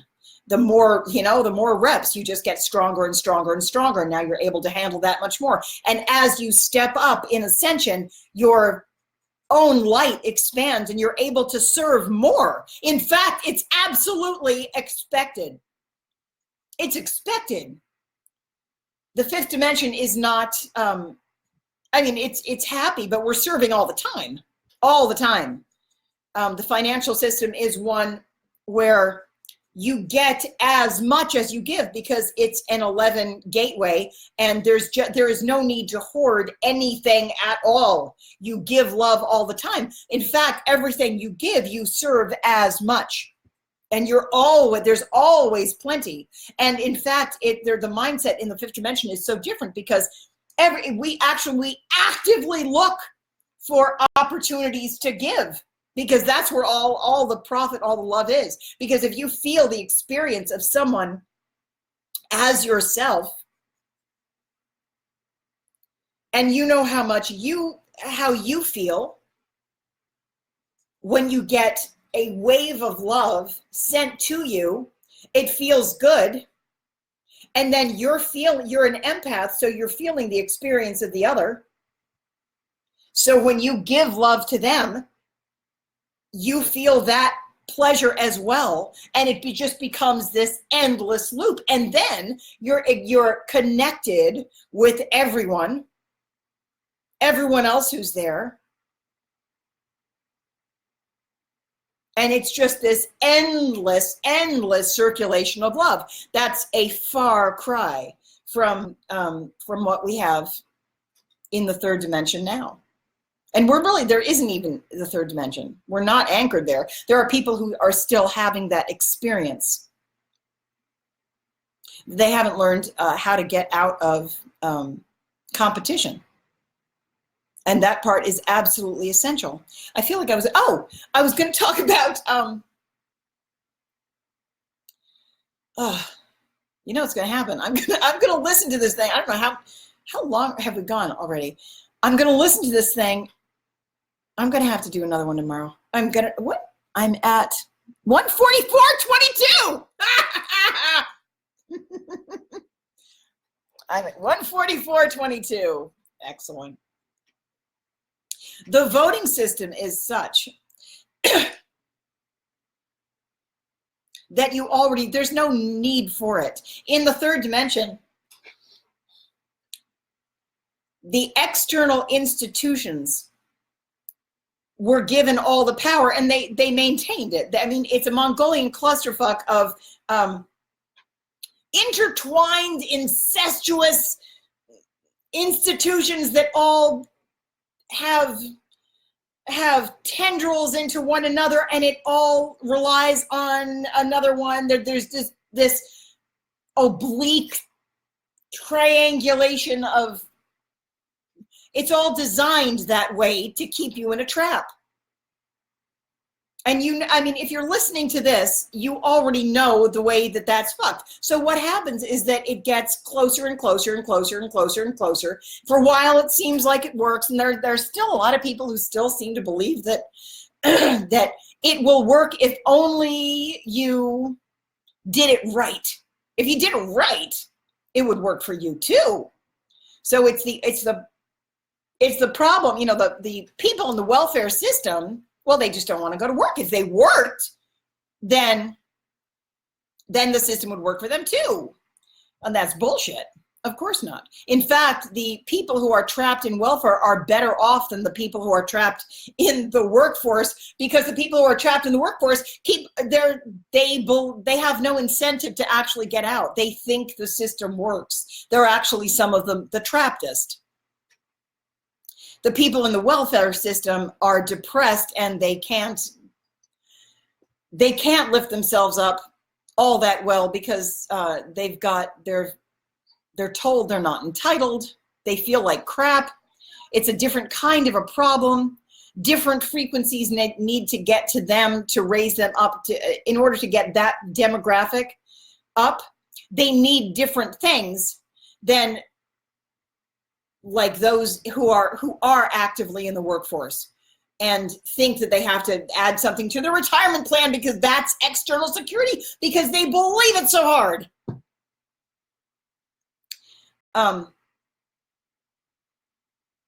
The belief system is going to have a strong readjustment. I will tell you that this brings me back to one of the first things I was going to say.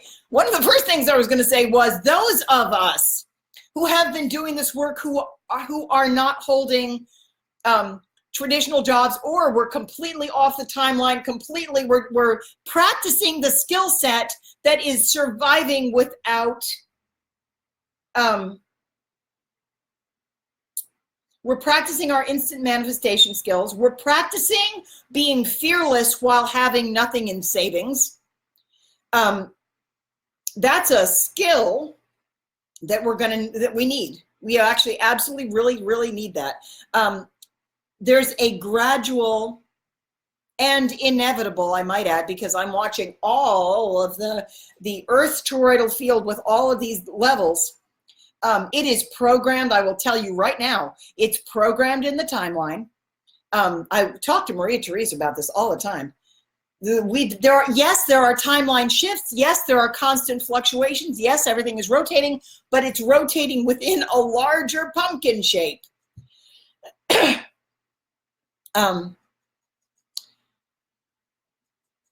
There are certain things that are stable and inevitable, that are coming down, and those of us who go to the top have experienced this first. That's why sometimes it's like, how did this not happen down here yet? Like, this happens to Maria Theresa and I all the time. We're like, didn't we just do this? We just did this part of the timeline. We were up there, we had this whole experience, you saw it, I saw it, and then like we came down a couple of levels to do work down here, and they haven't even experienced it yet. That is the weirdest freaking thing. It happens all the time, though, and that's because you've got this larger rotation, and what things happen, they're experienced. So it depends on where you are. It really does. Where and when are kind of interchangeable. And if you're someone like Maria Theresa or I, who do work on multiple timelines, many, many dimensions, and we're dialing up and down and darting over here to fix problems and simultaneously feeling into the whole and everything's being adjusted. That's why we talk to each other almost every day, or at least every other day. Like, what's the update? And we're so in tandem. Like, we see the same things. Like the move to whatever. Different groups are migrating. We know exactly where they're going. And it helps me to have another timeline person. She does a lot of work with timelines and codings. She was a very early she's been doing timeline codings for a long time. She goes into very, very, very high up, and she programs in certain things, and then comes down, and like we kind of wait for them to land. We know they're coming because it's already happened. It's just a matter of location when they hit. It's not even a matter of time. It's a matter of location. So the lower you are, it takes longer to reach you, but I can tell you it's coming. The lower dimensions, the third dimension, are going up, and the upper ones are coming down. And there's just about, again, I can't tell you exactly when.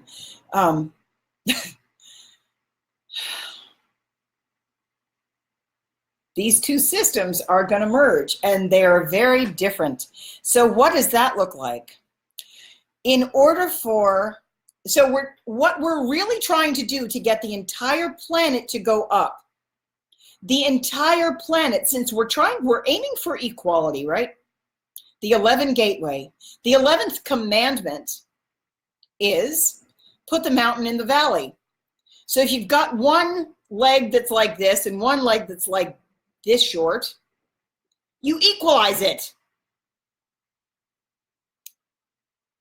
The rich people aren't going to like that so much. They're attached to their they're attached to their wealth, they're attached to their attachments.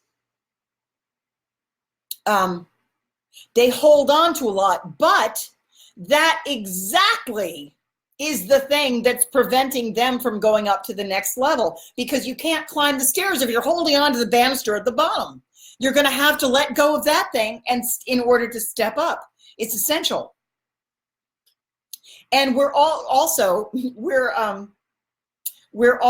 helping one another. So in order to get this is such a weird thing to talk about, but in order to get up to the next level, you're allowing a space. So no, you can't go up into a space if there's no space there. Like if you're met with a brick wall, you're going to have to, those of us who are coming down, I'm not explaining this well. Remember I was talking about the Star of David, and it's the ladder of ascension. And those of us who are kind of from the space realm, the ET realms, functioning more from a feminine principle it's movement based. Our challenge is to get into form, because that's harder for us. In order for us to move, we require space, because energy takes the path of least resistance. It moves like water. So we're going to have to go through a space. We can't go through the wall. We're going to have to go through a doorway. So in order for the female force to penetrate into the male, this is basically the reverse of the male invasion of the feminine planet that I talked about in another live stream. I once had a female planet. It was all mother child and female based.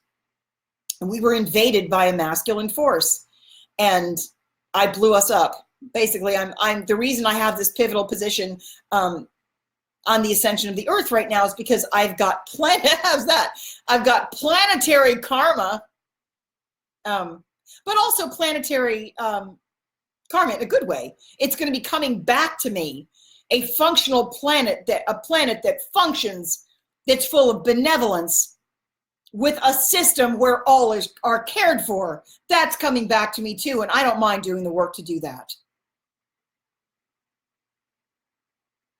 But there's a swing back, and right now is a swing back where you took a very male-dominated, dense planet, and they're having their karma too.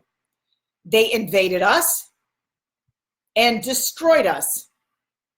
I shouldn't say it's completely their fault, because I blew us up. I basically killed myself, and in the process I blew up myself and the entire planet, rather than suffer imprisonment and rape.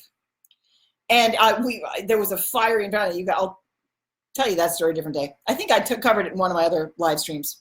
But right now we've got the swing back effect, and at this time, it's the invasion of the, if you want to call it that, the correction, the rebalancing, which is you start with a very masculine dominated planet, and that's extremely dense, and it's the penetration of the feminine energy, which is very spacious. So that's why you're getting the density to loosen the fuck up on the control, open itself up, experience a lot more flow and a lot more light, and learn to embrace that properly. It's the merging of these two systems. It's not going to be so bad. It's going to be all right. And we took a lot of precautions to see that it remains balanced. This is one of the reasons that the twin flame dynamic took place. And my twin flame and I crossed. We took our souls apart, and I'm in a female body, but I took the masculine portion of the soul, and vice versa. He's in a masculine body, he took the feminine portion of the soul, so that we can have this constant communication on subspace, so that at no point do we again go into such separation and such imbalance that we cannot have a compassionate knowing of the pain of another. And because our field is so vast, and this goes for other twin flames too, if you're a true twin, you came for this purpose, so that the experience of yourself as another being is radiated out, and it's a matter of shared empathy. And that's true of all other beings as well. It's a matter of sharing really knowing, having the experience of hearing all the voices, not just your own. It's the antithesis of the experience of separation, is true divine union. And that's what this planet is going back to. It's a matter of getting all the levels up to snuff, and they ain't yet. So certain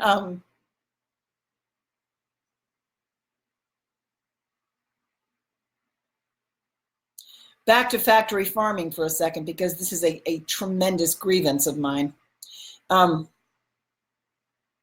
There are, for those of you who don't know, there are, no one is left uncomforted.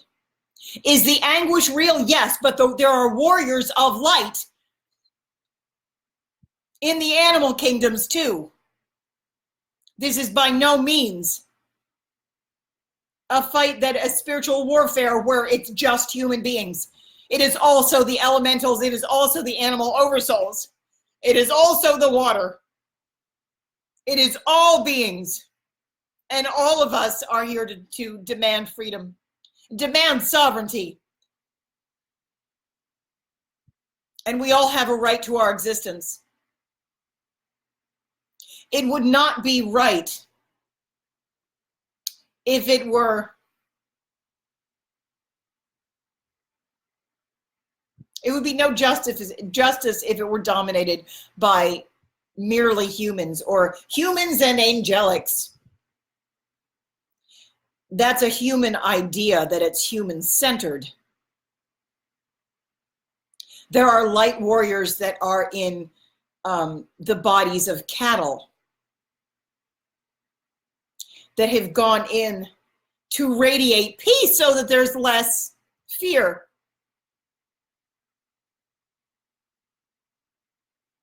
By and large, overall, the oversouls of animal populations, because they're ascending too. They're a part of this process too. The ascension process is shared by all beings. Your animals are getting more awake also. Our animals. Yes, I was just talking about you. Kenji's around here somewhere. I don't know where he went. I'll have to find him later. He's smart, man. All beings are becoming more, they were already telepathic, but everyone is stepping up their game, whatever that level was. So it's not just a matter of the extraterrestrials are here, they landed, the angels came, and the spaceships came, and they all saved Earth. That's not it. They came to assist because they recognized that otherwise we were fucked. But it's all beings. Everyone is lifting. So that's why you've got, here's one of the more recent developments. And this is a revisitation of something that we did during the Esther lifetime.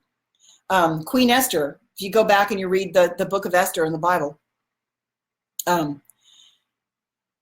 that whole story of the queen who saved her people, Esther was born a Jew, and at that time, it was actually illegal for Jews to defend themselves if they were going to be slaughtered. It was actually illegal for them to defend themselves. And that was considered a big success for the time because that's how bad the oppression was. But it wasn't so much that it was such a tremendous success. It was a success, but only insofar as, the whole story of the queen who saved her people was that, and you should go back and read it. It's a good story. Esther was married to King Ahasuerus, or sometimes called King Xerxes. And I won't tell you the entire story, but she was a Jew, but she was a hidden Jew because they weren't allowed. And he had married her. She had been captured and brought to they gathered up all of the maidens to be trained for a year in a harem in terms of how to act royal and please the king. And then he would test them all and choose one of them. And he chose Esther and didn't know she was a Jew. And there was there was a whole bunch of things about free speech, and that was a product of, that was another one of the pivotal lifetimes. And I played a role as Esther. At any rate, the thing was that the Jews were going to be slaughtered. All of the Jews in the kingdom were going to be killed. And she approached the king and said, well, you're going to basically, the whole drama of the story was that she wasn't allowed to approach the king under penalty of death if she spoke to him without being summoned. And this is when she was already queen.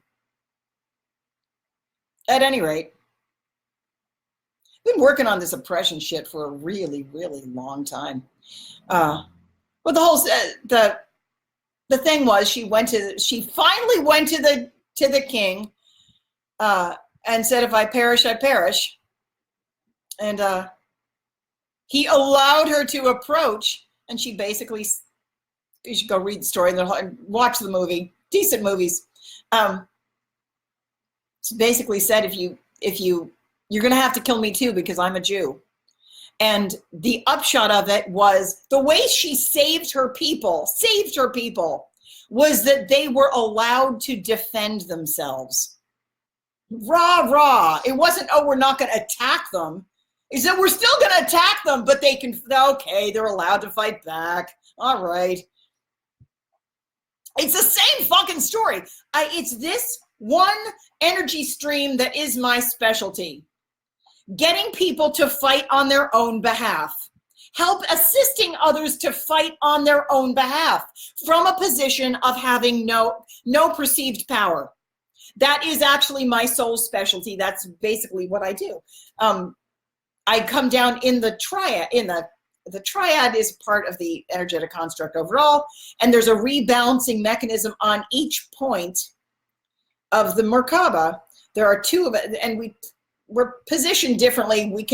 We can play multiple positions, but on each point there are two main players on a 3-to-1 ratio of power. And the whole thing is that there's a rotation process that goes through, so that when an injustice or an unjust situation occurs, the agreement has been, when it's functioning, snort, it hasn't, the way it was designed to function is that a situation would occur that was unjust, and when you come to it, you run it through the exchange that is you. This is why we changed. Let's say for the sake of argument, it's a twin flame couple, and they're on a point of an injustice, an inequality. Let's say they're both on a point of the Merkaba, in which there is a imbalance. And there's, let's say for the sake of argument, there's a 3-to-1 ratio. Their job when it gets to them is to balance it. Not all that hard, not rocket science. Put the mountain in the valley, whichever one has more, give it to the one who has less, make it even, case closed, we can go to the next one. It's really not that hard, except for the fact that the ones who have a lot don't want to give it, usually. And the ones who have less usually have less. There's a perception that they have less power. So my specialty is saying, the fuck we don't. We're going to go do that. I have to figure out, usually go down and figure out a way to position things and things to do, to move things around so that the balance of power normalizes. And let me change that. Equalizes. In order to affect the movement of a group of relatively powerless people, the ones who are perceived to have less power, and get them through the 11 gateway to 5, where it's hunky-dory and they're going to be much happier. And oddly enough, so will be the ones who gave.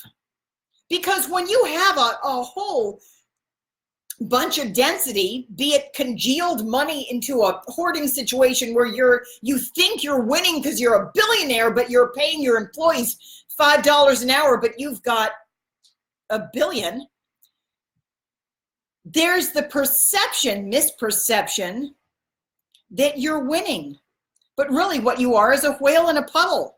You can't get back to the ocean. You can't get up to 5. The third dimension is dying, and it's dead. It's gone. You can't hold on to it. Your best recourse at this point is to give it to the poor people for your own survival. Like, I'm not shitting you at all. That's actually your best move. Get rid of some of the density. Give it to the place that has the space. And that way, as soon as you equalize it, you can meet that qualification of equality, and you go through the 11 gateway. And then everybody's happy, unless you're one of the dark beings who really chooses darkness all the time, and that's your actual preference, because there are some beings who actually do feed on fear, and we can't really judge them for that because that's their food. It's kind of like no different than like a tree will use carbon dioxide, and that's in exchange. And if there wasn't an opposition, I couldn't have oxygen, and we need that. You need to have the opposition. It has to go somewhere. So basically there are 3 main camps in the third dimension. You can have a dark being that likes to be dark and feeds on darkness, doesn't want to change, and actively uses the fear to expand itself and its own experience, and you have to let them have it. And then you have a dark being who is dark but not really by choice. Maybe they just don't know better. Maybe they've been very heavily conditioned. Maybe they are trapped and they'd like to get out. And these are the ones that are open for transmutation, provided you can get in there. So one of the things that we did with twin flames in general, if you've been following the twin flame journey of the collective, you'll know that by and large, the women went first as the ones who are who kind of are spiritually awakened. And it's funny, it becomes, again, a really tough thing to talk about, because we did so much switching also. So it's the feminine energy that woke up first. But also a lot of those of us in feminine vessels, the feminine bodies, most of us carried more spiritual energy, and we kind of expanded into the higher dimensions first, and then it's a matter of just kind of like waking up the masculine and like getting them up and running too. But basically they're if I had to generalize it in terms of a collective energy, they're kind of the ones in the middle where it's just, they start out dense, but they're open to transmutation. And because we are connected to our twin, we do a lot of that clearing. And a lot of the clearing has to be done before enough of it has been done that they actually start to, like, things start to dawn on them. They were in density, and it took a lot of us working before enough was lifted so that the light can get in, because light is data. Light is knowledge and awakening and data. But if you're so dense, there's no place to put it. So the woman does her job first, basically. It's such an overgeneralization. But basically, the woman wakes up and she's doing all this work on herself. And very often in that process, there's a jump to judgment. You know, why am I doing all this work and he's still down there and he's in density? He's in density because that's part of the process. And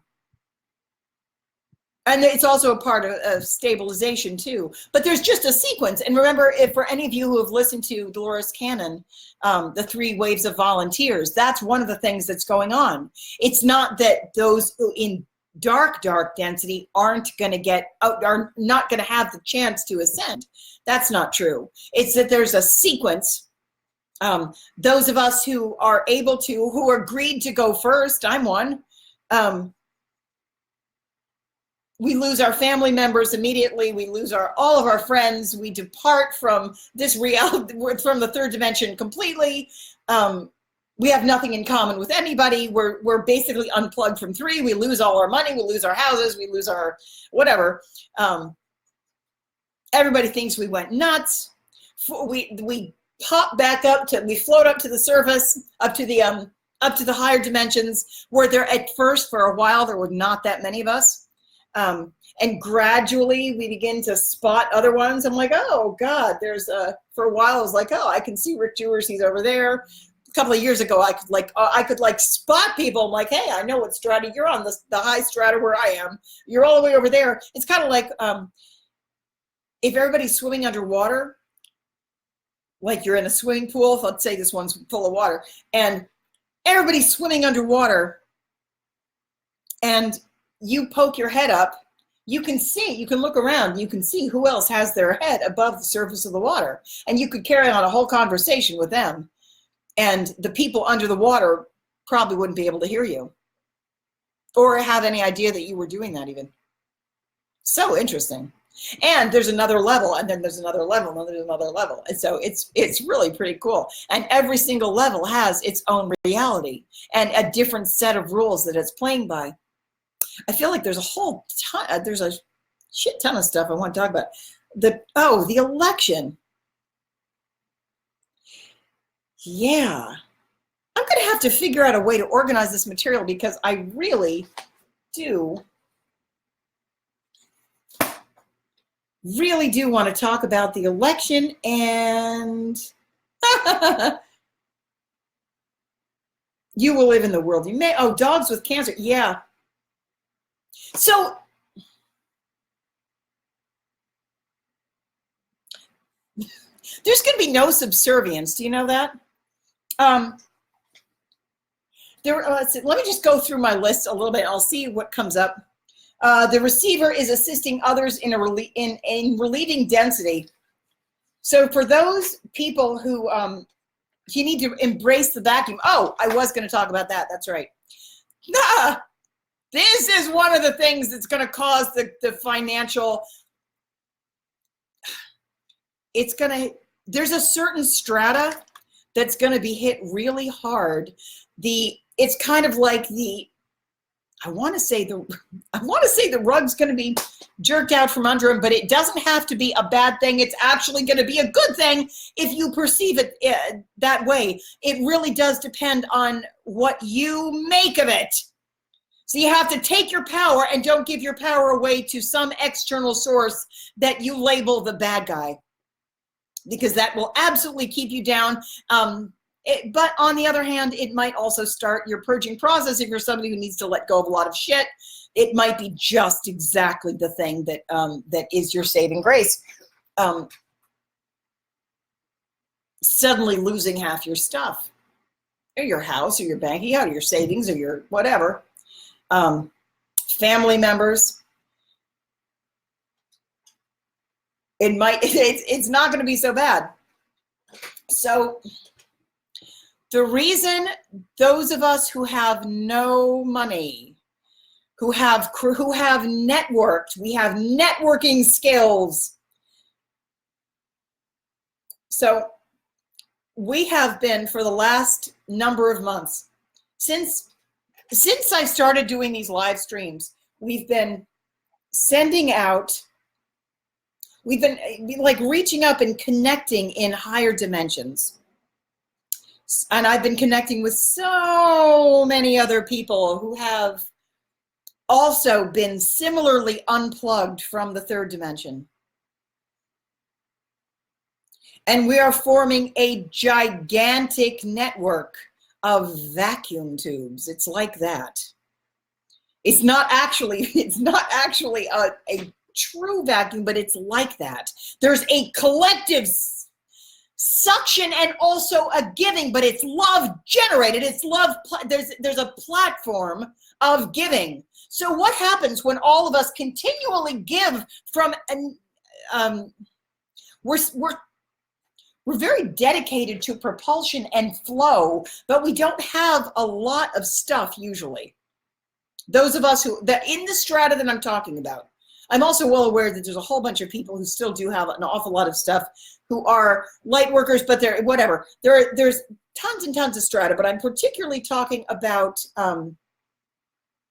there's a development of a network is the point. And the real engine of the network are the ones who are at the very top, who have, the reason they've gone so high is because they've dropped the most. They've dropped the most density, they've dropped their attachments, they've done their work, they've purged their history, they've purged their cellular debris. And as a consequence, they're able to lift and lift and lift and lift. When you have no money, and money is the wrong, but you've got magic though. You're practicing the walk in 0 point, where you're no longer relying on the external, or it's like you're still being fed and you're still maybe accepting money, but you don't have a bank account, or you're no longer really invested in the external systems. But what you are doing are serving. So you're creating this energetic flow, but so far there's not as much coming in. The reason that's actually a strength, or can be, just wait for it. It's like the arrow being drawn back that much farther. When there's we have formed a vacuum network. And when we finally, I know it's coming through me too, I'm not even, it just is. I've got this karma.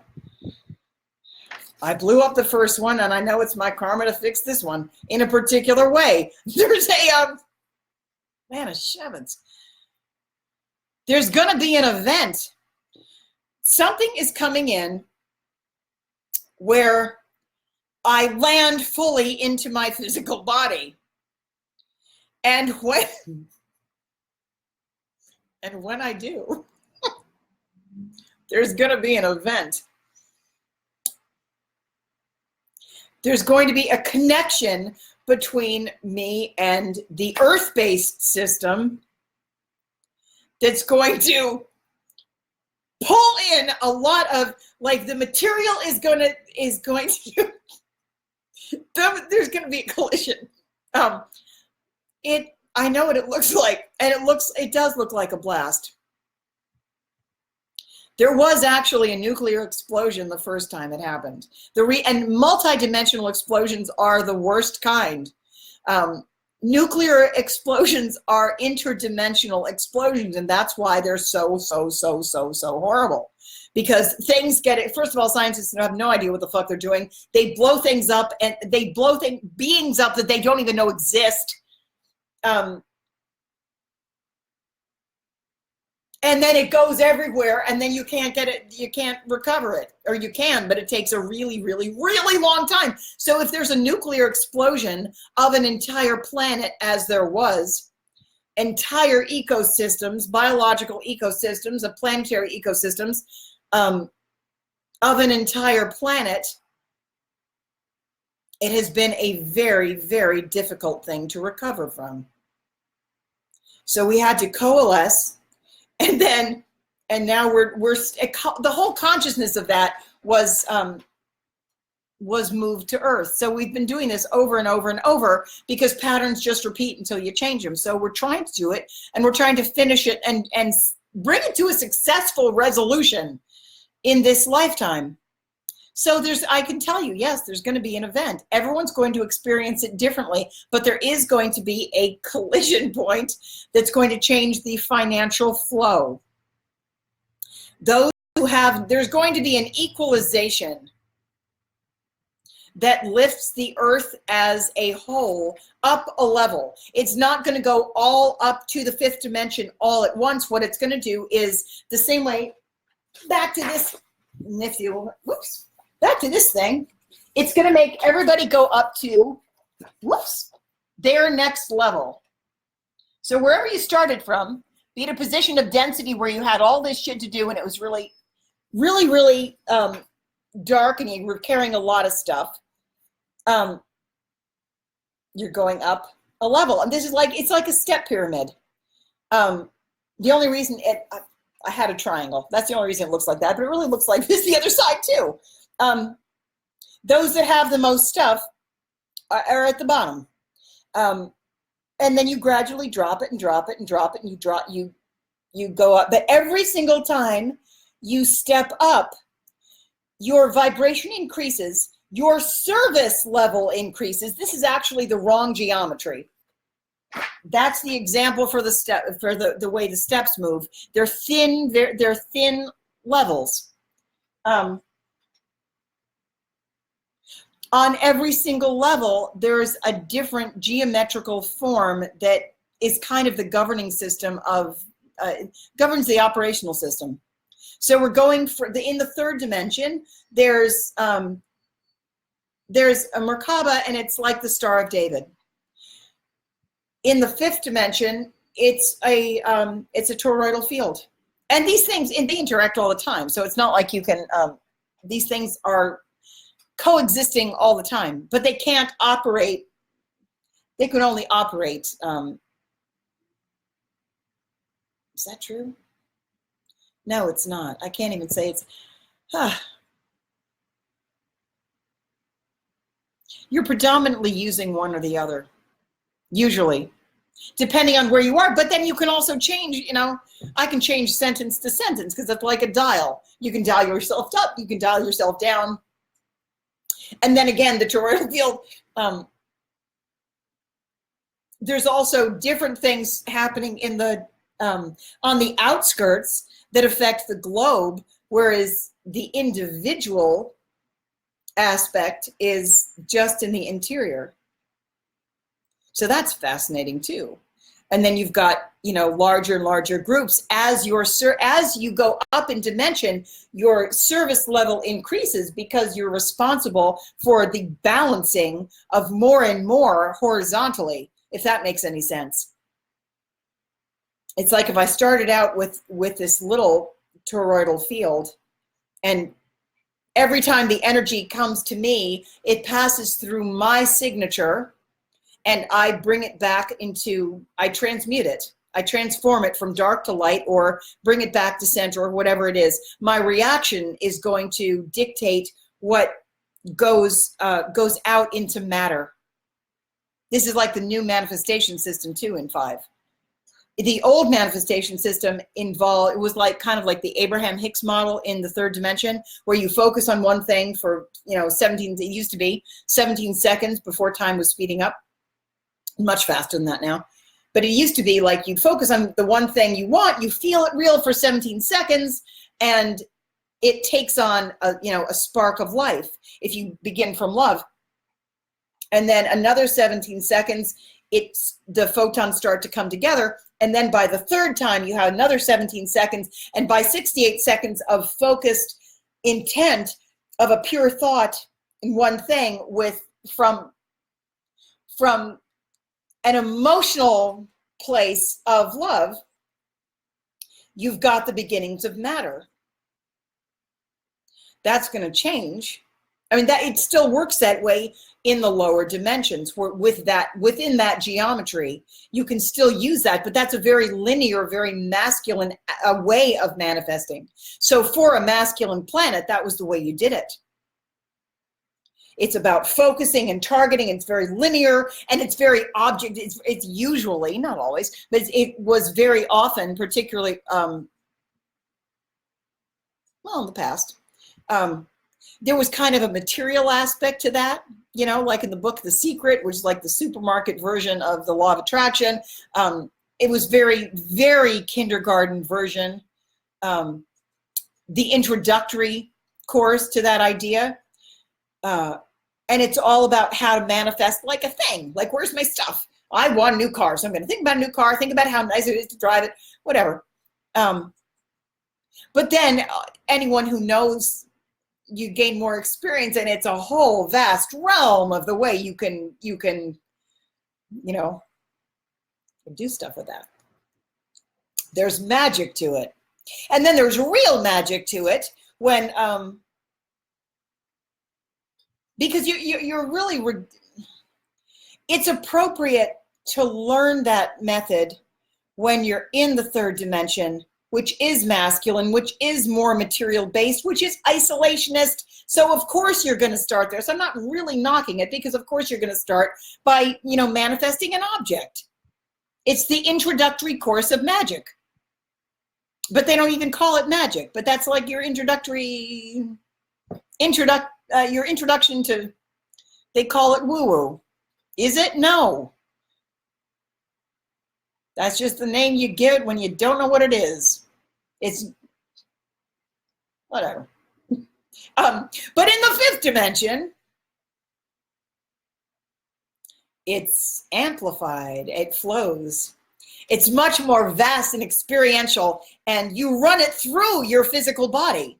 You run it through your heart, because everything in the 5th dimension is love-based. And if it does, it's gonna die, man. It is gonna die. There's no way for it to possibly be viable if you can't possibly create anything actually viable that actually lives, unless it's based, unless it's heart-based. If it's not made from love, it dies. It's artificial. That's the best they can do. The best the masculine planet can do. And I'm not talking about the divine masculine. I'm talking about the the artificial intelligence dominating system that wants to see if it can recreate life to be as lifelike as possible. No, you can't. It's always going to die. It's always going to be less than. It's never going to have a soul because it's not love-based, period. End of story. The systems don't merge all that well. Can you do it? Yeah. We did it in the energetic construct. The energetic construct that we used, that we came down in the Moses lifetime, in the King David lifetime was the first time we really used the energetic construct. And then the Queen Esther lifetime had the triad, or the first time we really went to town with the artificial interface. We had to, with quite a degree of pain, I might add. These things don't go together all that easily. But it was required at that time that there were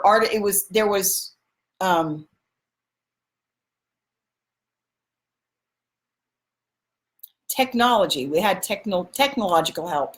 We did in some of the other ones too, but it's tweaked every time because of the degree of density. We required additional protection and additional circuitry in order to get some of the species to work together, because certain things had to work together that don't normally go together. By the way, there is disclosure about this. There's probably a ton that I don't know about, but if you want to, my guides told me to watch Legion. So this is the 3rd season of Legion, and I was shocked that they told me to watch that.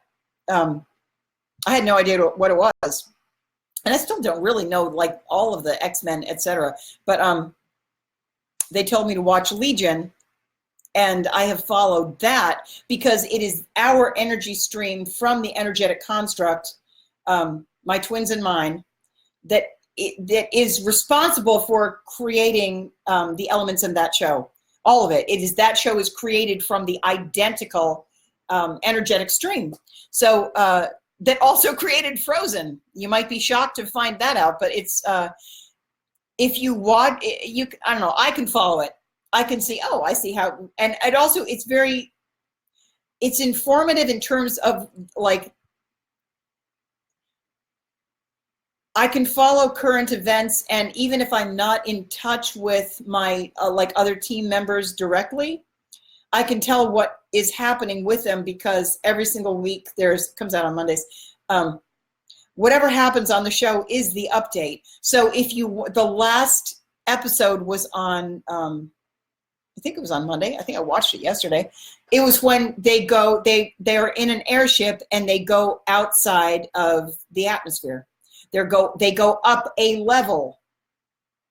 She goes first, and then he's able to locate her.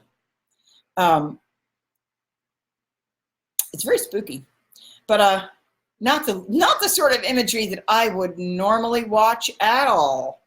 But because I make it a point to just not to stay away from it. But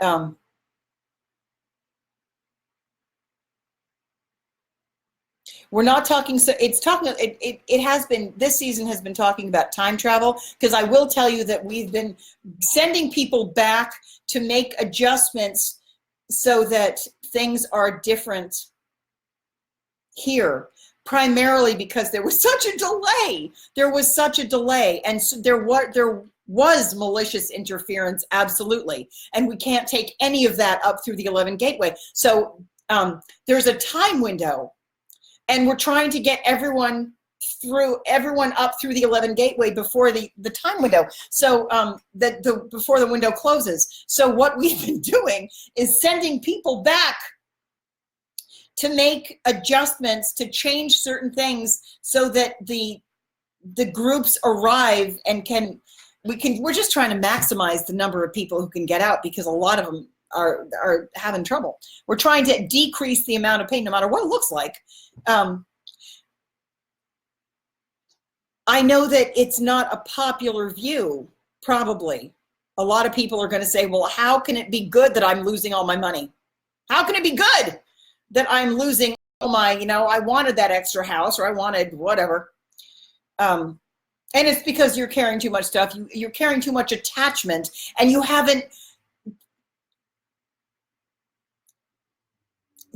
not carried your share of the burden of the purging process or whatever. I know a lot of people who have not yet begun the purging process.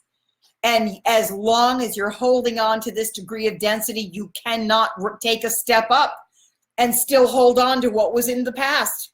You need to let go of that. And I really am watching a lot of people who have been told and told and told, you need to let go of that. You need to let go of that. You need to let go of that. They just haven't done it. And there's a tower coming. And if you do, it is going to be easier for you, man.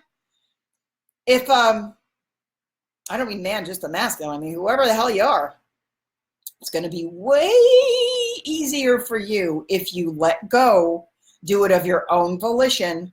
Whatever amends you need to make, I will say that it's a little bit of a tangent, but if you know, it's the going through the 11 gateway, there's a measurement.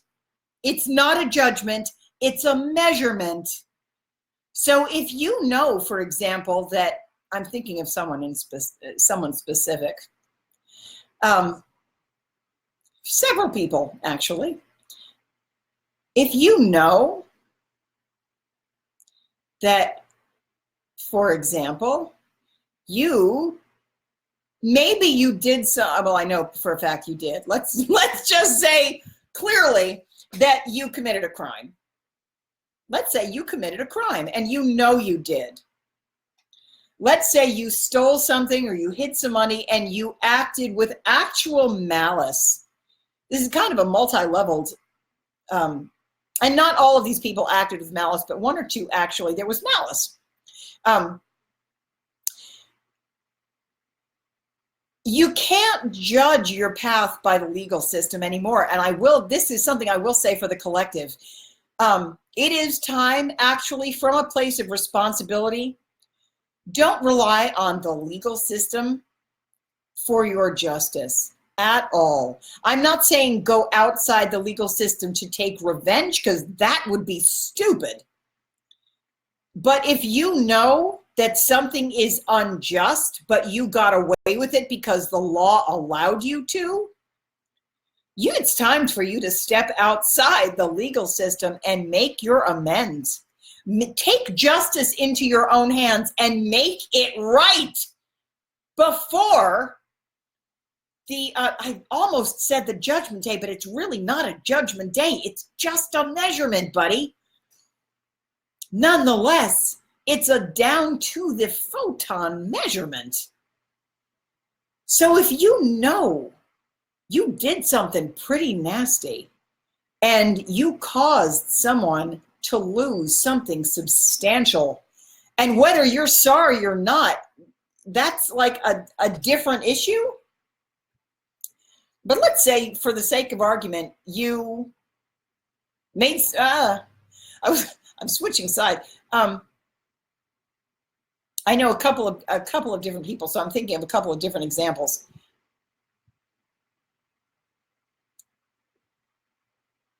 Let's say, just for the sake of argument, you were able to hide a substantial sum of money in order to prevent someone who was owed half of it. And let's say that you were able to get away with it. There's no such thing. One way or another, it would behoove you to make the amends of your own volition. Bring yourself back to a place of making the amends. I screwed something over. I made a horrendous error. You should say that to yourself. Basically, you're taking yourself to confession. And you need to take a really hard look at your own behavior, whoever you are. Take your light into that darkness. You take your own light into your own darkness. And you say, boy, there's some nasty shit in here. I did this and this and this. I regret it.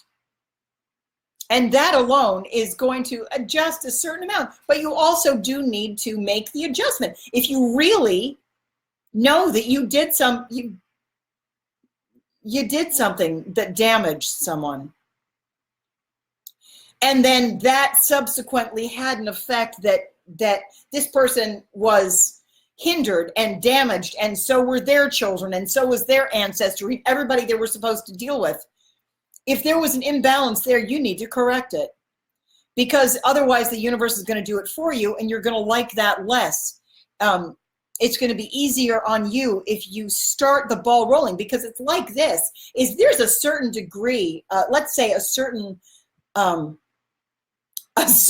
distance of asphalt that you were supposed to travel, or a certain number of stairs that you were supposed to be moving in increments in growth, and you chose to remain a spiritual baby and think you could get away with something. There's going to come a tower moment, whereas you're going to be suddenly yanked to wherever you were supposed to be. It's like a sharp correction. So it's going to be harder on you if you hold your position, and because you don't want anyone in your social circle to know that you really did it. What are other people going to think? What if? But secretly your soul is saying, psst, psst, you really should take care of that. You know, you were supposed to be there by now. It's going to do you a lot less damage. It's going to be a lot easier on you if you just start making the journey, start the ball rolling, because otherwise you're really going to get a lot of whiplash. That goes for a lot of people, man. If you're this other person and you promised somebody that if they did all of this labor, knowing that they weren't going to get paid, you know,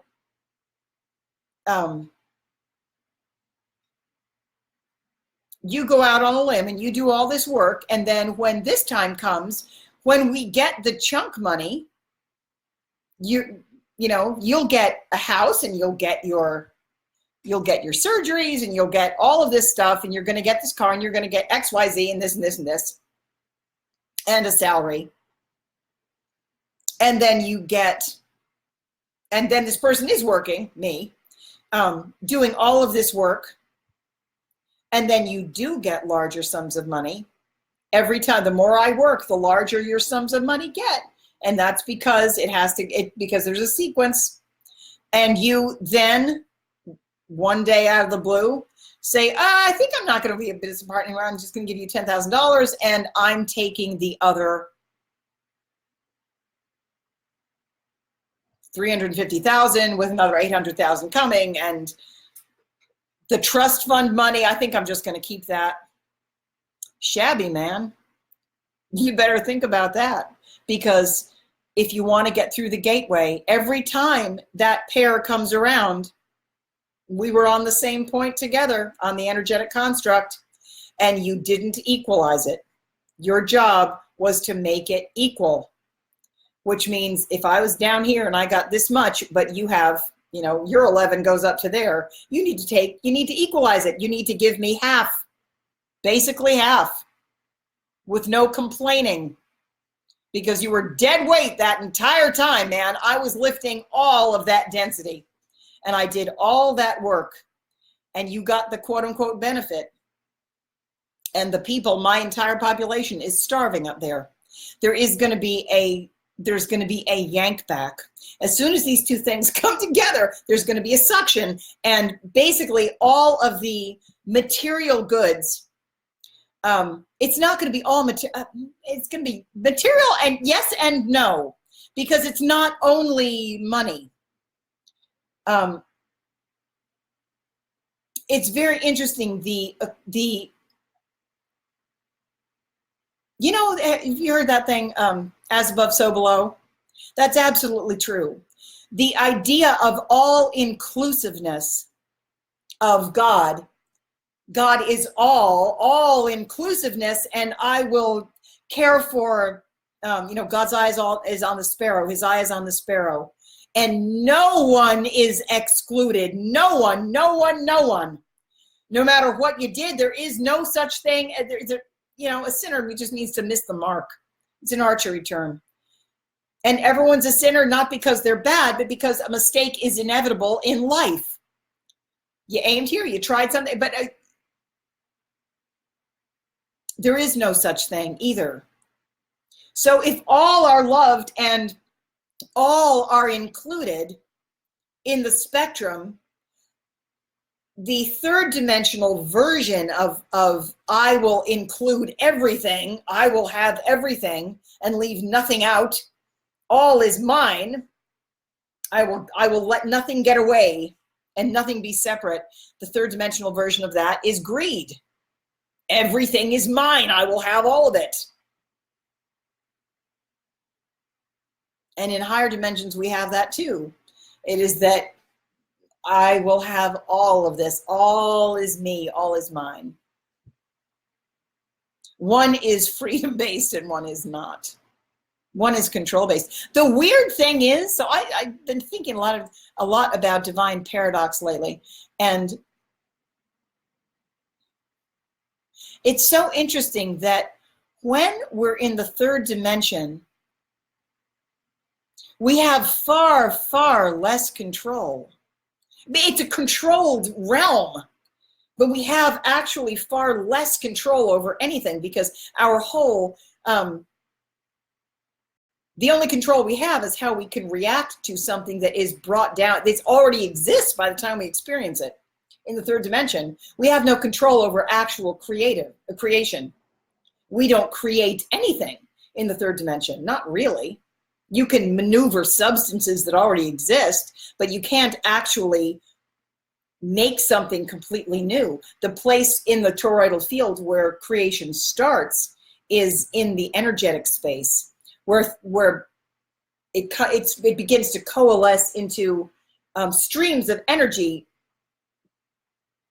with elements in it, begin to form curds, in energetic curds that take shapes, and then you choose those like ingredients in a pantry, and you make recipe, and you say, I'm going to make this object, and these energies are going to combine, and then it comes down into density, and then it reaches the fourth dimension,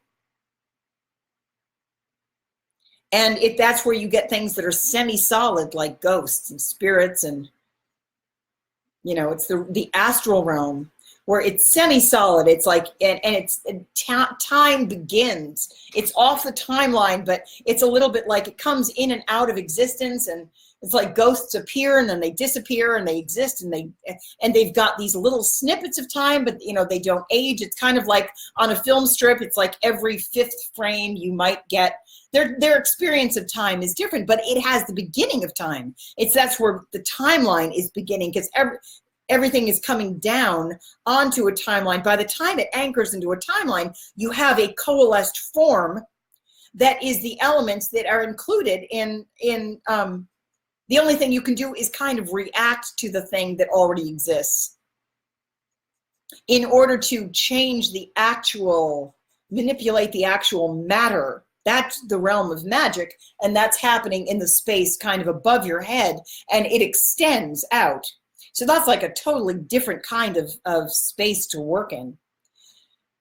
And it requires movement, and it's all circle based. It's no longer linear. This is the female form. This is why the feminine energy is the one, is the energetic platform of creation. And it's all pervasive and all giving all the time. And you never stop the circulation. There is no hoarding. There's just constant movement, constant circulation. You pass everything through your heart chakra, so everything picks up your energetic imprint of love. Your energetic transmission, it just radiates and radiates and radiates. And that's when you become the mother principle. And you're able to actually bring something into a material form. And you love it because you birthed it of yourself.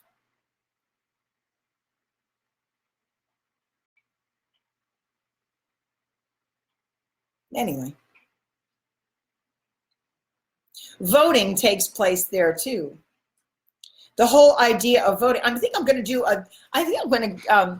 I'm not going to talk too much more about voting. I've got tomorrow, Calico's gone. I can really only do live streams when she's not here.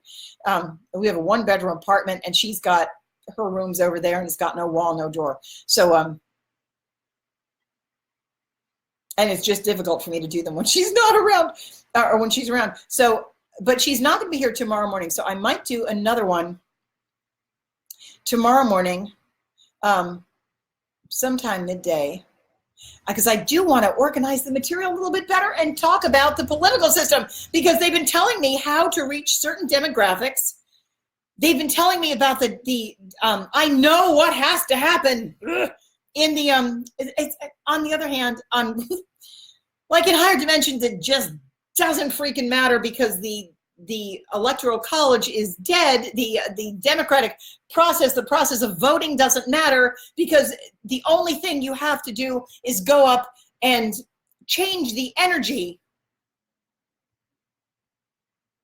Nonetheless, the people who are, I feel kind of bad for people like, I don't really feel bad for them. But the people who are trying their hardest to, from a place of really good intent, like Marianne Williamson and people like in the Democratic debates, the intent is genuine. What they, and a lot of them, not all of them, but I believe hers is, Marianne Williamson. And she's in there, and she's going through she's bringing the right discussion to the table, and this is exactly what we need to the topics that we need to have in the awareness of the populace going up through the 11 gateway. But there is an energetic contamination inherent in the process, in the third dimensional process. So you can't have a voting system. Number one, it's giving all of your power away to an external source. I guess we're talking about it now. And you're starting out on the foot of competition. As long as you're starting out on the foot of competition, the energetic platform is already fucked. You're already making a bowl of soup that has a turd in it. So you're only going to get more contamination into the system. You have to have a completely new system. As long as you keep trying to prop that up and try to make it work, your intentions can be pure, but until you get on the foot of competition, you had to start completely backwards, go forward before if there's an assortment of candidates on the stage, and you are up there in the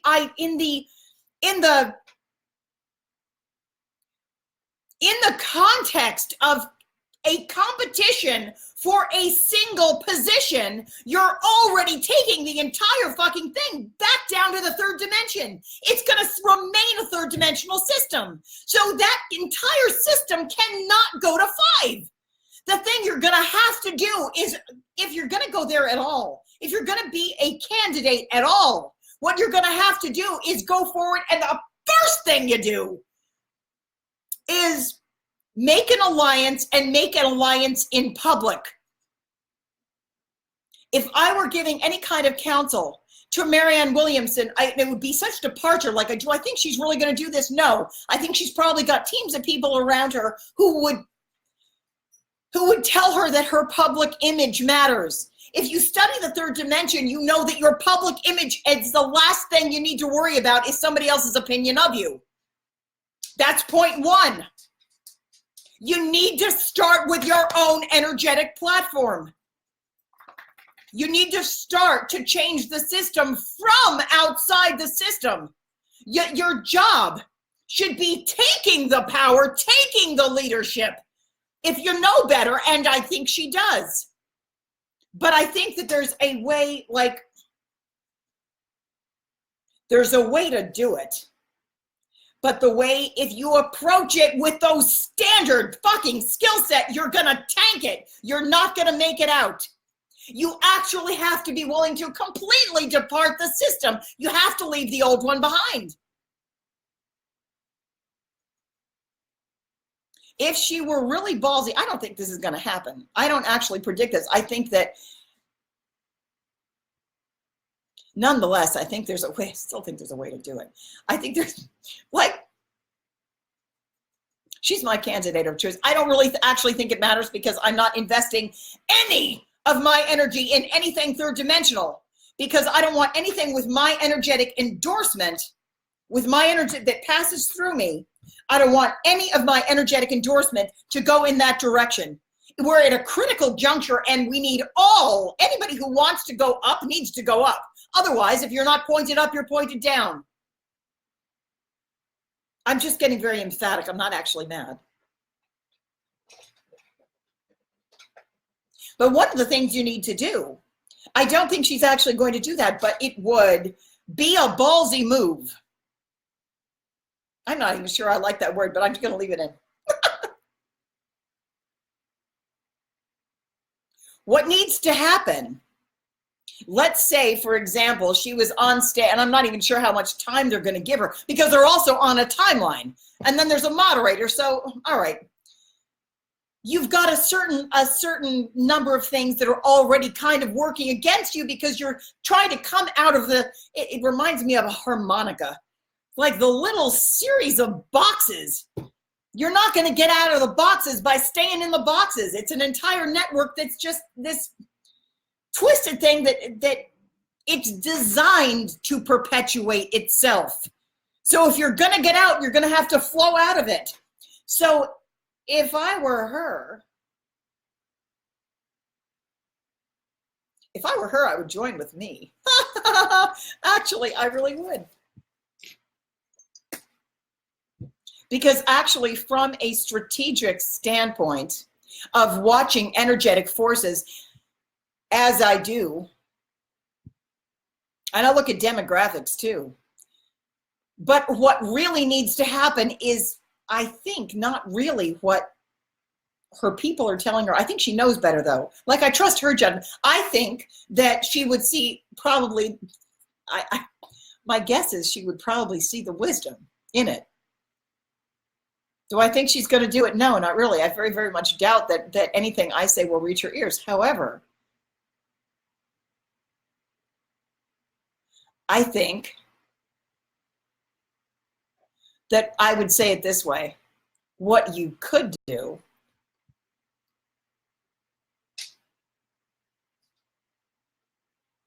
what needs to happen, whether she's after a singular position in a competition, first of all, wipe that idea off the board and you just might win it. What is needed is an entire reframe of the idea of competition. So she doesn't have to go out and sell that idea to any people, although I wouldn't suggest that she hide it either, because that would be a terrible mistake. What she needs to do is be the actual change you wish to see in the world. So if you expect the world to change, if you want disclosure, you must actually have that yourself. You must be willing to say, this is what I'm doing. What I would suggest, God, I'm really yelling. What I would say, because I feel like saying it.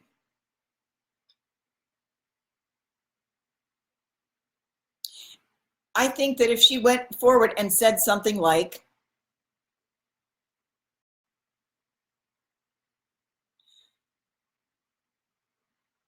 my name is Marianne Williamson, and she turns to somebody else of her choosing on the stage and immediately makes a connection with another candidate whose idea she's in alignment with. You need a pair. If you intend to lead the population through the 11 gateway, you need a pair of equals. Start don't ask them for the leadership. Take the actual position. Take the actual position of leadership and say, you're my choice. Or something like it. You don't say that out loud, but I would say something like,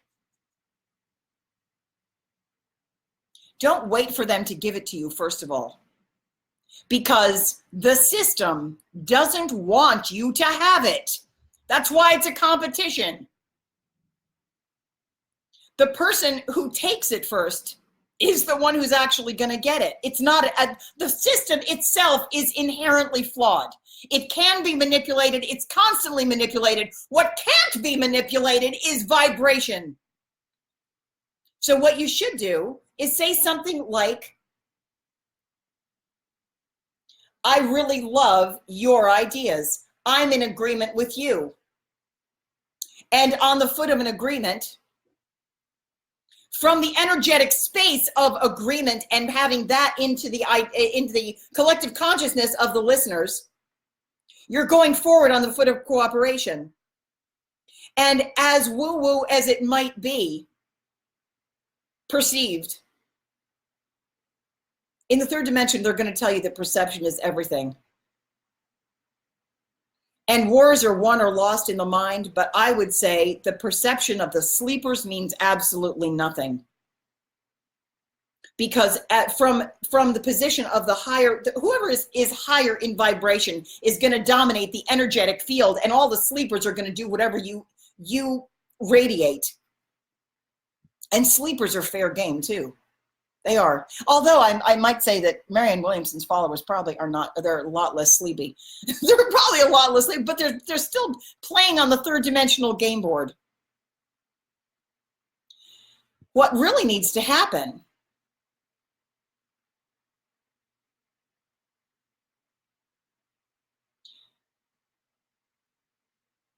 if she would do 9 breaths, 3 sets of 3, start by take the leadership position, go outside the dominant strategy already, and in a limited time frame that she has, just say, we're going to do 3 breaths, 3 inhalations with me right now on the count of 3. Let's all breathe in and breathe out together. You need to start by making all of the listeners, bring them into a state of peace. Don't wait to develop a external department of peace. That can come from a position of already being peaceful. But if you would, just take a stage and say, we're gonna do 3 breaths in together. We're gonna inhale and exhale 3 times together right now, and then do it on the spot. 1, 2, 3, 1, 2, 3. And then have everybody check their internal ecosystem. How uncomfortable did that make you? What you need to do to take the power is actually give the power back to the people immediately. Have them actually, because they don't actually know what's going on without more education. But you have to bring everybody back to a place of peaceful union. If you had them, if somebody had them, and if you did 3 sets of 3 breaths with an adjustment at each of the breaks, you do a set of 3 inhales and exhales and just get everyone on stage to do it in unison. You have immediately created already, you've claimed the leadership, created a platform of peace among rivals. So you've, in a space of full transparency, you can say that out loud. You can say, don't wait for them to give you peace, bring the peace to the table. We did this in the Battle of Pate. They're not going to give you the weapons to beat them. You have to be the energetic shift. And then ask, this is where the power goes back to the actual listener, which is what you want.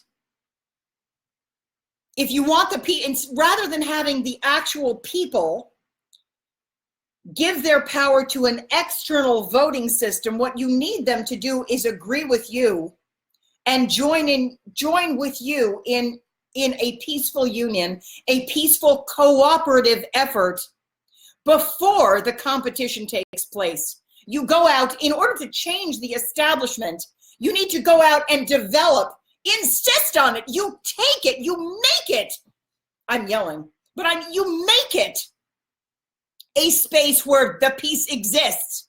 And in that moment, you have claimed leadership.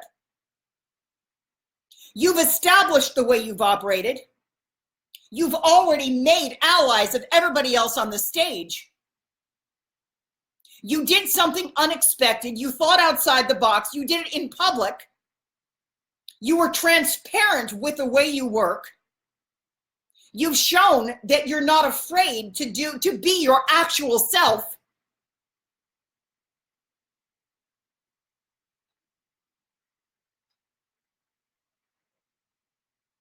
And women make connections. I think it's a real good strategy. I think she needs to do it before. The next level of debates. Is she going to get popular? She might, actually. I don't think that here's the thing. You can't change. Nobody can beat you at your own game. Period. They can't beat you at your own game. The reason the election system wants the candidates in that framework is because the House always wins. It can always be manipulated. In order to actually beat the system, you have to play your own game, be completely outside the box. And she has mentioned that, but I don't think she's taking it far enough. I think she needs to cooperate with somebody. Actually, that with someone outside the system. I'm ideally positioned for that. Like, for real. Earth-shaking father. I say we do that. I don't know. I just want you. I would like to see her win. If the system is actually going to shift. But I personally would never actually touch that system. I'm not actually going to vote. I am going to, I hope she wins. I would do everything from an energetic platform to support her candidacy. But I'm not going to put any of my energetic endorsement into a system that's broken because I don't agree with it. My energy is much more in alignment with tanking and breaking the system further. And you need to stay within your own authenticity too, because the thing that she needs to do is maintain her own authenticity. So I feel like, I don't even know, I've never spoken to her, but I feel like positioned as she is, with enough of the popular appeal, she's enough into the system of the third dimension as it is, that where she's positioned is actually, it seems to me to be quite in alignment with her own authenticity. So in order to, like, if I position myself in a strata, if she's doing that third dimensional job and I'm doing basically the same job but in the fifth dimension, we could get a decent cooperative partnership in that respect. Anyway, what was the other thing? Oh, the other thing I think needs to happen. I should write her a letter. I should. You know what she should do? I'm going to imagine her in the Oval Office. I think you need to not rebrand, because I don't like the idea of advertising at all, but I think that the Oval Office needs to be reframed in the minds of everyone as an egg. I particularly like Marianne Williamson. She's also a Cancer, and so is the United States. But I think if you imagine the Oval Office as an egg, and then make sure, God, if it were me, that is exactly what I'd do. Look at my background. But I think you could turn this into a real selling point, boy. If you said within the Oval Office that is reframed, reconceptualized as an egg, not from the point of selling anyone, but from the point of actual reality. This is where we birth it. And who do you want sitting on that thing but a Cancer? you have within that Oval Office a volunteer delegate. You need a saltwater fish tank. You need a tortoise. You need a bird.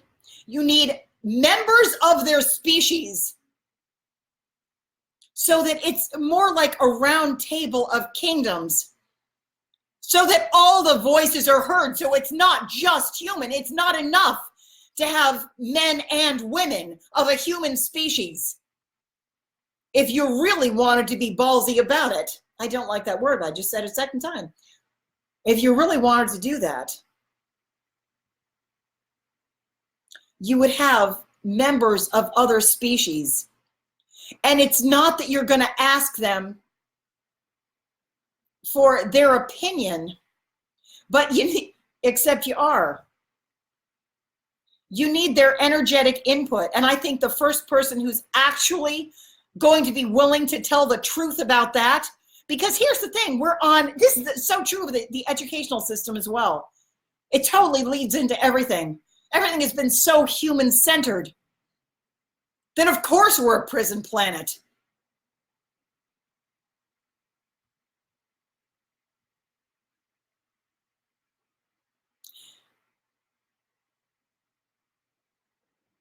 Communicating with other species who don't function, who don't experience things the same way you do. That's really what you need in any department of peace. It's not only about peace between human beings. That should be easy.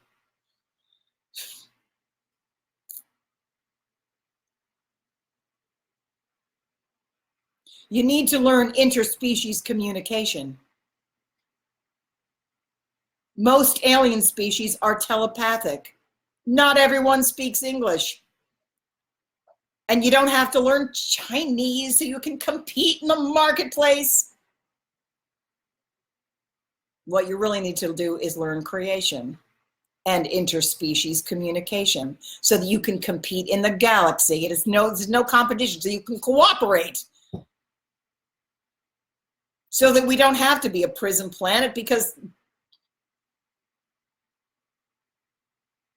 there are considered 4 really dangerous species. They're considered dangerous, and human beings are one of them. I forget what the other ones are, but it makes total sense that human beings are considered really dangerous. One of the 4 that are considered really, really problematic, and it's because we don't get along. There's just internal conflict. We have so much internal conflict that the world is our mirror, and that's all has been conflict, conflict, conflict. And we're taught that in schools. And we're just hyper focused on flaws instead of finding the commonality. You find the commonality. You get to union by focusing on the common feature. Duh. Okay. I'll see if there's anything left. Daylight's gone.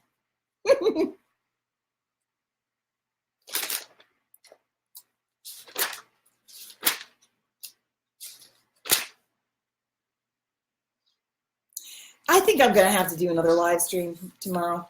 Yeah. I wanted to talk about the 2 dogs having cancer. Man, it is all hands on deck. The animals are really taking hits for families too. So you've got a recently nothing. It's just the way it is. Very often, as energies, if there's something that's in an energetic field, like we all have our personal energetic fields, but then we also have an energetic field that is kind of like the surrounding a family. Can have an energetic field of its own. And within that energetic field, the same way illnesses or anything else Every force evolves a form, and energies combine into something good, something positive, or energies combine to be something like cancer. Or if you don't address it in energetic form, it's going to, if it's something negative and you're not aware of energy, you can see this thing coming, and you're like, man, you've got cancer in the aura, man. I can see this thing. It's probably going to land in your breast. You can address it when it's easily adjusted outside your body. There's no need to constantly be going in for, mammograms whatsoever. Talk to anybody who can see energy and they say, do you see any cancer in my field? But usually before if you've got animals around you, they're much less resistant. The energy is going to find very often with household pets in particular. If there's a household pet who's living with someone, very often before it hits a person in the household, it will often land in something that had less resistance, that was less dense, and animals tend to pick it up first. If the message isn't received, if the energetic problem, if the bad habit is not adjusted, and basically the energy keeps circulating, and every time it comes to you, if you don't clear it up, if your reaction to something bad, say somebody who watches like horror movies and they like it, they don't think that they're creating anything bad, or they think it's benign. They think it's harmless to do such a thing. A lot of people think that. So they will maybe maybe they watch a lot of horror movies, so they have a lot of thoughts that are constantly drawing like into itself. It's drawn. They're bringing a lot of negative forces together, and when it moves through their energetic imprint, rather than being cleaned up, straightened up, and refused, it's fed. They like it. They do more of it. When it comes out of them into a material, the thing that they react with pleasure, so they get more of it, more negativity, more fear, more whatever.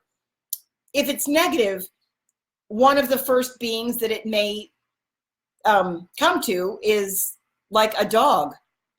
And so if I were an energy healer looking at a family construct, and let's say they had a dog who had cancer. I was going to talk about this tomorrow, but for some reason I'm talking about it now. If a dog has cancer, pay attention to where the cancer is. It's going, and it's all the same way with any ailment, wherever it forms in your body, it's going to be information. So if it's on the masculine side of the dog, and let's say it's in a leg, particularly if it's like an aggressive cancer, that tells you something. It's the masculine side that has aggressive, negative energy that's not going to be able to step forward if there's something that's there. It's going to, and where the cancer is telling it that there's information there. If it's bone cancer, that means it's something deep and structural. A couple of years ago, I knew somebody I heard of this, that somebody's dog had a small dog, and it was an older Cairn Terrier, and it had cancer. I was told it had cancer behind its eye. And since I knew the person, and I knew what Cairn Terriers represent, particularly relative to this person, I said, "Where's the cancer?" And I was told it was behind the dog's eye. And I thought, it's got to be the left eye. It has to be the left eye. And I said, "Which eye?" Just to double check. And this person didn't know, but then they first said it was the right. They said, "I think the right." And man, it really stalled me in my tracks. I was like, that can't be, because it would mean something different. It would mean something totally different if the cancer had landed behind the right eye. And I said, I really want, because of who this person was, I was like, I really want you to get that answer for me. Tell me where it landed. It's really important. Because if it lands on the left, if it's actually behind the dog, that old Cairn Terriers specifically, behind their left eye, then it makes total sense. And I'm sorry for the dog. I'm sorry they have cancer, but we're on track and we're safe to go forward, because that means that it's in the past. And it's on the feminine side, and I know that means it's leaving, and it means that we're actually good to go forward. If it's behind the right eye, that means that there is something that we don't see coming, and it's in the present, and it's something really bad and really aggressive that we're not going to be able to see. We're going to want to know what side it's on. And then I'm going to have to know what, like, that just, it's going to mean something totally different. But the point is, it lands very often, illnesses will land in a family pet before they will land on the person. So for example, if this person, like the person with a Cairn Terrier, their dog had to be put down to the best of my understanding. If your dog has surgery, it's not going to change a damn thing about the energy. The only thing that means, what I would anticipate, like, I don't have all the information. I have very, very little of this information, as a matter of fact. It's just kind of floating around the field. But if, for example, you don't change the energy around that, the next person it's going to land on is probably, if not, I would expect it to land on either the masculine head of the household or the masculine child. And I heard this, oh God, the other day I was talking to somebody and it was just like a mild update. I haven't seen this person for a while, and I was just talking to them, how's so-and-so. Members of their family are just dropping like flies. I mean, they're just dropping like flies, like young people, like this person's 23 years old. And like, this person has this, and this person has this, and this person has gotten a very aggressive form of that, and this person's, and it's all, like, I won't go into detail, but it's all versions, fluctuations of the same damn thing. And it's not because they're blood relatives, it's because they're in the same energetic strata. Like, I'm serious. There's a construct of, it has to do with loss of control. When I was looking at I'm looking at what's the commonality between all of these things. I'm triangulating this data, and there are about, seriously, like 12 different people. And they've all got one form or another of loss of muscular control. All of them. This person's not driving, and that person can't see, and this person can't walk, and they're all wobbly in this whole level, and it has nothing to do with their age. It has to do with what's going on. Where's the commonality? It's this strata. And I know they're all in the same energetic strata, which is losing control. It's all of the cohesion. Here's the thing. This is a strata particularly, which has been very reliant. This is really a message for the collective too. It's been very reliant on external sources of control. So when the external sources begin to wobble, they don't have any internal. Every force evolves a form. Their own muscles can't hold up if their exterior source isn't there to prop them. It's connected. So pay attention. Animals they very much know exactly what's going on. Animals are our allies in the ascension process. It's not just the humans who are doing it. It's not the ETs who are lifting us. It's not the angelics who are lifting us. Are we all here working all together? Yeah. The fairies are working, the elementals are working, the plants are working. Everything is getting less dense. Everything is getting an upgrade. So your animals are your allies. Pay attention to them, listen to them, ask them questions. Animals belong in the Oval Office.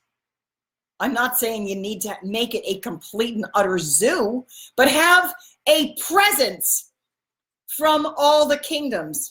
Something that flies, something that swims,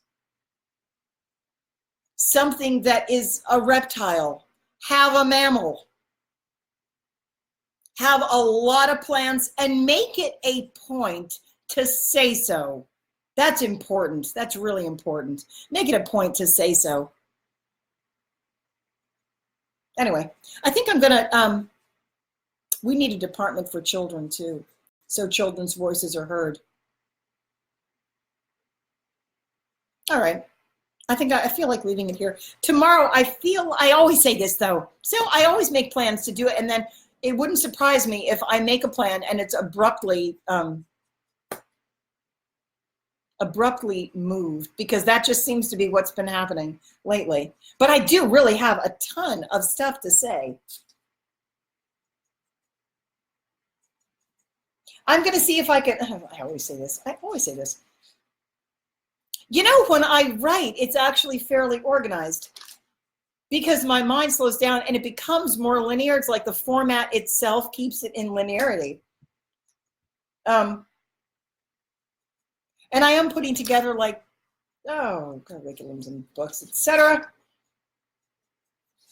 I've got to talk to Andrew Langlier too. Andrew, I'm not ignoring you. I'm just working. Okay, I think I'm gonna have to come back on. Did I talk about the? I didn't really. I'll reiterate it tomorrow. That's what I'll do. Yeah, because we have to talk about are we ready to end hostility? That's a whole lecture for tomorrow, because we're gonna have to do a sharp turn backward. Yeah, that's gonna be a whole other lecture. That came up when I was thinking about David Wilcock's population. His populace, the people he's addressing, the disclosure community. I'm going to have to talk about that. I'm going to try and do that tomorrow. All right, I took my glasses off. I'm putting them back. I love you all. Love you. Oh, Belinda Spence. I was just talking about you. I was just talking about you on who was I? Yeah, that's right. You really came up in conversation. Because you're going to Niagara Falls, and there's a twin flame pair who were supposed to go to Niagara Falls, and they're not going. And I said, that's okay, because Belinda Spence is there, and it was informative because you're going as a single person, which means that it tells me something about the one is staying, and it tells me about what's happening in union. So that was very, very interesting. Wow. Okay. I love you all so much. 4 hours in. Oh, crap. If anyone feels like donating, please go to, you can go to my wall. You can make a PayPal donation on, oh gosh, what is it? Stephanie, I forgot. Just go to my wall because I can't remember. On Facebook, Stephanie R. Hogarth. I would greatly appreciate a donation. I really, really would. Down to about $5 here at the moment. Still need groceries. Like I'm hardcore. I can go on 0 point. Fearless. But we still do need to eat for the time being. On my wall, Stephanie R. Hogarth, I put a PayPal link. If you could make a donation, I would greatly appreciate it. All right. Oh, and if you want to ask any questions, post them on my wall. And during the next live stream, I'm going to try to answer some of the questions that have been posted on my wall. And if you actually do that, if you post if you make a donation, go underneath and post a question. Why don't we do that? That's a fine idea. And that way I can just I'll answer a question. It doesn't matter how much your donation is. Or just ask questions anyway. If you don't have any money, ask a question anyway. I'll see if I can get to them. Okay. I love you greatly. I love you greatly. Bye.